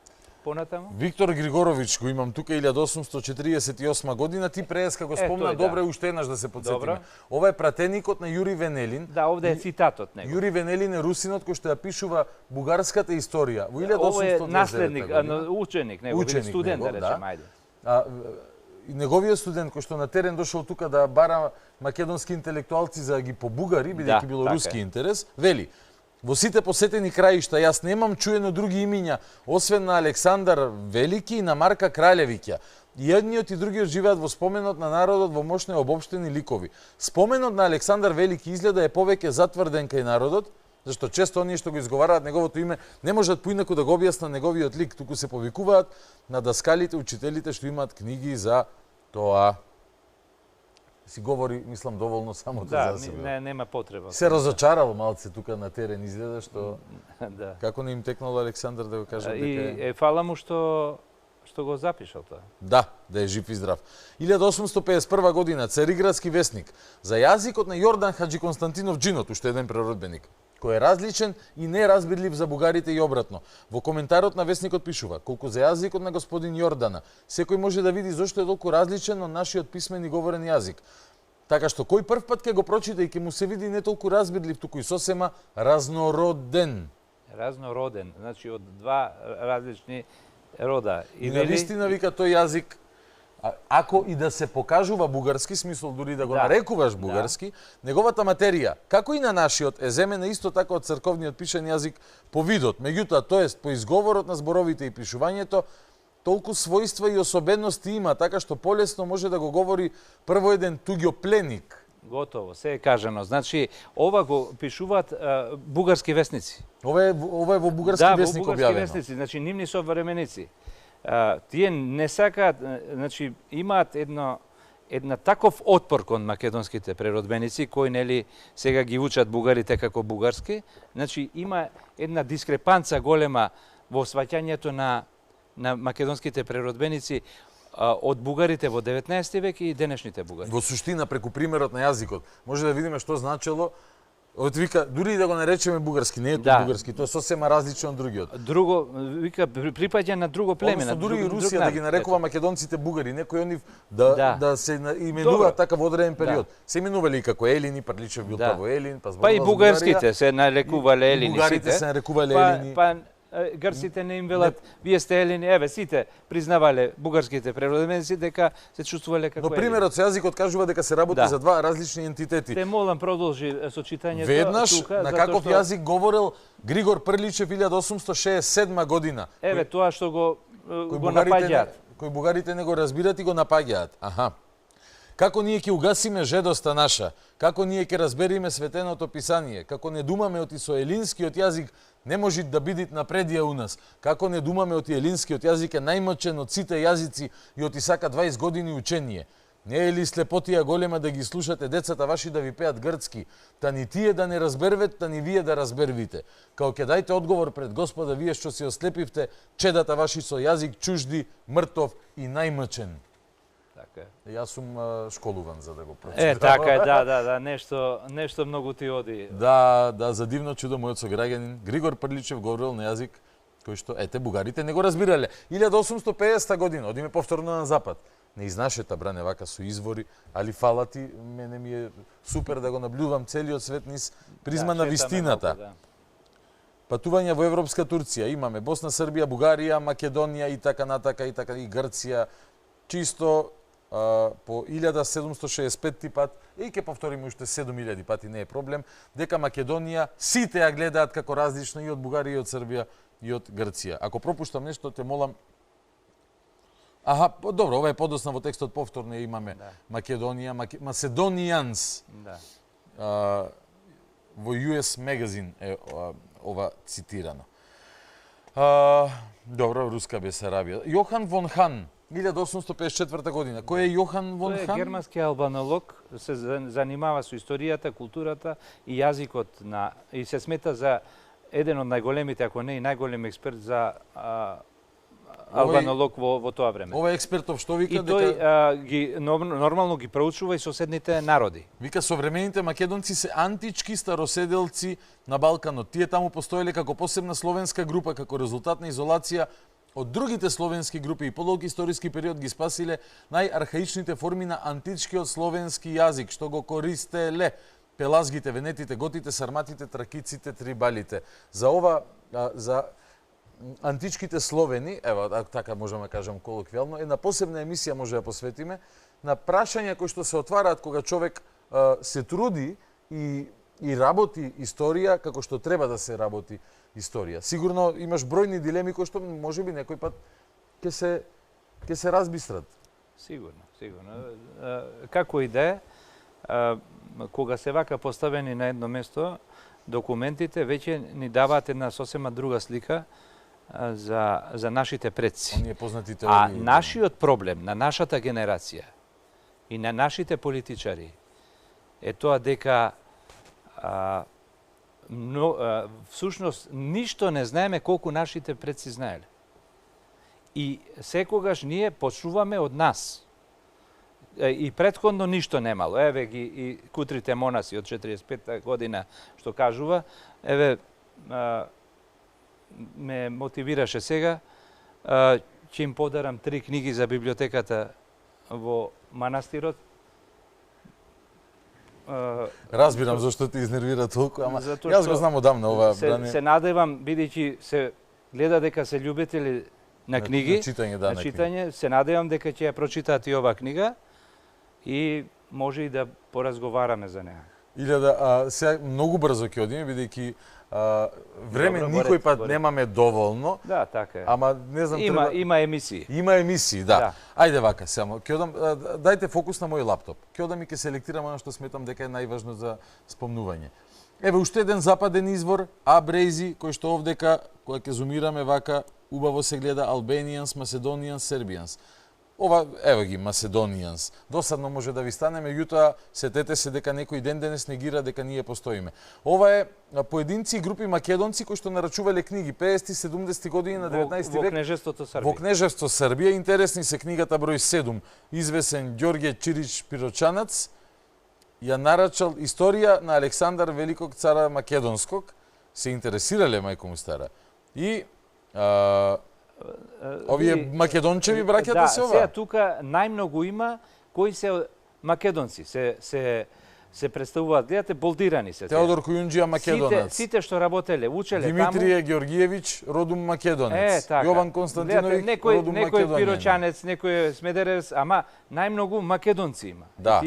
Тие никој не ги натерал, тука не се бара во нарачката на книгата да каже дека е македонец. Ама гледајте што е ова. Така е. Гледајте ова што е. Македончеви, македонец, македонец. Ова го македонец. превзедов од Вардарски зборник. Тоа е ново списание на Сану кое негува српска ја истражува српска потекло на македонците и така натаму, и самите си го пишали и многу убаво кажува што е и како е. Значи и таму има се уште некои кои мислат дека македонците се срби, но за среќа се помалку и помалку, да. 1858 Партен Изографски. Нашиот јазик се дели на две главни наречија, од кои едното се говори во Болгарија и Тракија, а пак другото во Македонија. Македонското наречие не толку не треба и не може да биде исклучено од општиот писмен јазик. Но добро ќе беше ако оно си ја примаше за главна неговата основа, по таа причина што оно е пополно звучно, поплавно и постројно и во многу отношенија пополно и побогато. Представители на тоа наречие се југозападните страни на Македонија. Рајко Жинзифов зборува за јазикот кој што го зборуваат, односно за кукушаните, како ги прифаќаат кога од Зографски ја добиле книгава. Се радувале, да. не им требаше да прашаат што е напишано во книгата, зашто сами го разбира тоа што се читаше. Да подсетиме кој е од Кукуш. Да. Нема потреба, нели? Константин Миладинов Дораковски. Ние македончињата, морам вака многу да летам, бране, имам македонски песни, значи Миладинов му се обраќа на Раковски, бугарски преродбеник, кој што чул дека и Раковски собирал песни, да му каже дека има македонски песни. И ургира кај него да му помогне и тој македонските песни да ги испечат. Книгата. 860 година Охриѓанец, Зборвид, виш, одмаџи Охриѓанец на тоа отидов. Ще познаеме истите оние мъжи кои во старо време составијали фаланги Александра Македонскаго. Димитар Попгеоргиев, Беровски, Македонија, синовите на Македонија, Стефан Верковиќ, тој шпиунот. Да, и тој во едно писмо сепак кажува дека македонските словени се одликуваат, односно се разликуваат од другите словени. Свештеник Димитрија 867 македонски, македонец, славијански, Македонија, словенски, Македонија, македонци. Ѓоргија Пулевски, славијано-македонска општа историја. Значи Пулевски е исклучително важен и плоден. Да, тој е еден природен интелектуалец, интелект на кој навистина можеме само да му се воскитуваме. Ја пишува првата историја македонска, првиот речник, потоа песни за Македонија и така натаму и така натаму. Верувам дека на сите име исклучително познато делото на Пулевски, она што е важно дека и тој не заборава на античката поврзаноста со народот кој што живеел тука уште од времето на антиката. Васил Стојанов е важен бидејќи е бугарски книжевник и лингвист, но зборува за македонско наречие. Уште една јасна дистинкција помеѓу двата јазици. Вели е пополно и помелодично. Исто како што кажа погоре отколку источното. Партен Изографски го цитиравме, така? Истото нешто го кажа и Партен Изографски. Ево го Славејков, оној што се лутеше зашто македонците во тоа време му зборувале за Александар и Филип. Како се жали, нели, веројатно дека двајца од македонските ученици составуваат еден нов буквар на македонското наречие. Зошто е важно за јазициве да бетонираме? Нели сите знаеме дека се различни, ама ова е историски аргумент. Така е. Бидејќи ова е еден од темелите на преродбата. Да, веќе паника има кај нив. Ова е едно од извештаите до Антим што ги испраќа. Не Кодоши овај Петко Кодошот. Тој вели веќе тие се спремаат за нешто големо. И веќе за 3 години во весникот негов кажува веќе работите не можеме да ги криеме и излегуваат најаве. Имаме голем проблем. Ајде скокаме, одиме кај учител од Ресен. Може 1870 година. Овој се жали на Кузман Шапкарев. Да, на Кузман Шапкарев. Односно Шапкаревич тука. Учител, значи бугарски, поставен за учител бугарски и еве прочитај што пише. Овој бугарски учител во што се жали од Шапкарев. Да. Тој вика: "Љубезен мој пријателе, во Велес ке се почудите, мислиме кога ќе го видите нашево писмо. Еден учител по име Шапкаревич, кого што може да го познавате лично, дојде во училиштето да ме посети. Истиот ден ми стигна и книжките што ми ги испративте преку Лазар Стојанов." Значи, му испратил бугарски книги. Да. Но штом ги виде, рече дека не требало да се продаваат во македонските училишта, бидејќи биле на бугарско наречие, ами да земеме од неговите книжки затоа што биле на македонско наречие. Но какви се неговите книги, едно мало дете да се смее. И покрај сето тоа, откога се противевме некој време, си отиде.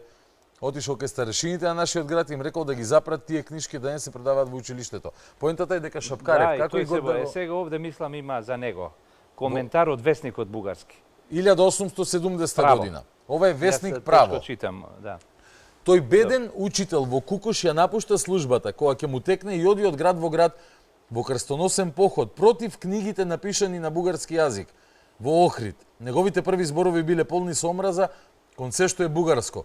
Тој рекол: "Одвај се ослободивме од грците, сега пак шопије ли да станеме?" Од сето погоре изнесено може јасно да се разбере во каква пропаст сака да го турне народот тој така наречен господин, поради што некои веќе се дрзна да изјават дека ние сме македонци, а не бугари. Се дрзнале, бране. Да. И порано сме слушале од патниците за некои учители по Македонија и за господин Шапкарев, кој се труди да ги убеди нашите македонски браќа како било друго бугарин и бугарски јазик, а друго македонец и македонски јазик. Значи бугаринот Кузман Шапкарев кажувал на народот дека друго било бугарин и бугарски јазик, а друго македонци и македонски. Бугаринот во контекст на како тие си го присвојуваат, нели дека Шапкарев бил. Еве им го даваме. Земете го сега за време на емисијата и видете што пишува весникот Право во 1870 година во Софија. Се дрзнувале, замислете, да кажат дека македонците не се бугари. Ова е 870 година. Да. Овде е активна руската пропаганда, каде што елините во Бугарија прави бугари и се обидува од македонците во Македонија направи бугари, но некако тешко и оди. Ова е 8 години пред Сан Стефано, 8 години пред македонското востание. И тоа е од бугарски весник. И ова е бугарски весник. Издаден е во Цариград на 30 ноември 1870 година. За крај се договоривме дека ќе исцитираме нешто малце од подоснежен период.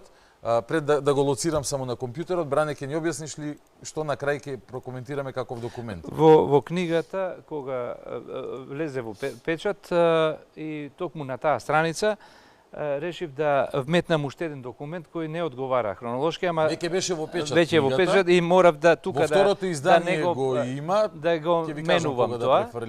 И се работи за телеграма од 14 септември 1905 година со наредба од Истанбул, со која се бара од турската пописна комисија по жалбите на населението да не се евидентира за бугарско, туку според желбата на верниците и реалната состојба на теренот. Секунда само, ќе го прикажам тоа. Значи, ова е писмо до Комисијата за попис, така? Да. И во ова може да се види. Да, сега ќе го на старотурски јазик. На старотурски јазик, добро. И во ова писмо од 1905 година што се бунат населението се побунило зошто во графата за религија, ова е за Прилепскиот крај. Добро, од Прилепско? Да, се побуниле зошто во графата за христијани, за население стои, односно за вера стои бугари, кога тие се христијани. И вели вака, може кога телеграмава потврдува, ова е наредба што доаѓа сега од Истанбул на 14 септември 1905 година. И во неа се вели дека се бара од турската пописна комисија, која правела попис, нели? Добро. Попис на населението. Да. Да по желбата на населението да не се евидентира за бугарско, туку според желбата на верниците и реалната состојба на теренот. Тоа значи дека веќе ја прифатиле жалбата во Истанбул. И ние со колегата Лиовски се одлучивме да преведеме писма, односно пописни документи после тој настан. И се гледа дека потоа веќе тие населението пишува во графата за религија христијанин, а не бугарин. Значи, им се удоволило на тоа. Ова е еден од оние отпори на населението дека... Но и доказ, во каков контекст бил зборот, така е. Сите изведенки... Затоа што некои тоа го правеле против желбата, вели, на народот и против реалната состојба на теренот.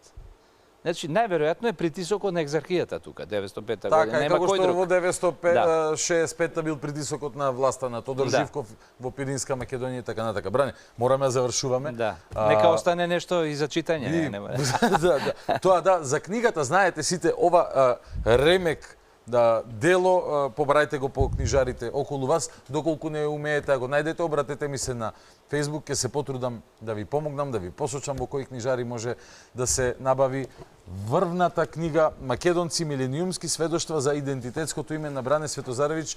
Бране, јас сакам уште 4 сати да трае емисијава и ич не сум задоволен од тоа колку малку опфативме, но се шегувам од друга страна, навистина 2 часа полни со информации, докази, факти. Ти благодарам за епохалното дело, ти благодарам за вечерашниот час кој го одржа и многу набргу се гледаме повторно. Ти благодарам, Богдан, што издвојуваш во твојата гледана емисија време за вистината.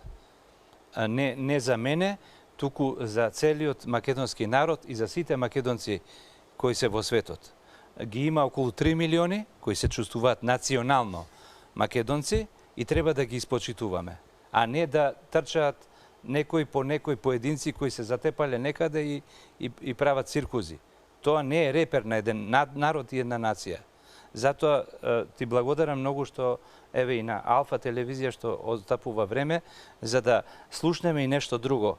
Бомбардирани сме од премногу пропаганден материјал со години и децени на нас. Ти благодарам јас тебе затоа што ни го даваш оружјето и како што коментираат некои луѓе, ги пополнуваш црните дупки кои што некој можеби ги има во своето историско познавање и се пополнуваат совршено, бидејќи не гледаш на графчиња или не измислуваш цареви како Христаки Павлович, туку работиш со податоци, аргументи, докази, факти и анализираш темелно, контекстуално како што мора да се анализира. И кога имаме специјална војна, ќе се бориме на специјален начин во таа војна. Ќе искористам уште ова, 3 книги по карго ќе испратам во манастирот.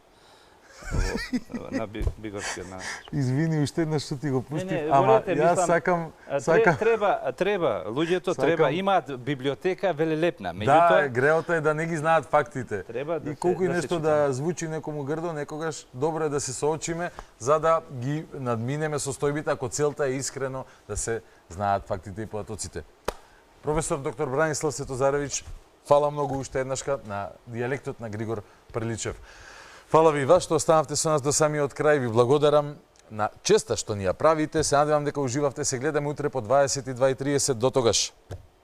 Гледајте, слушајте, размислувајте, анализирајте и излекувајте сопствени заклучоци како професор доктор Бране Светозаревич, а не измислувајте историја како огромен дел од нашите соседи од Исток. Добро mek Македонијо, главата горе.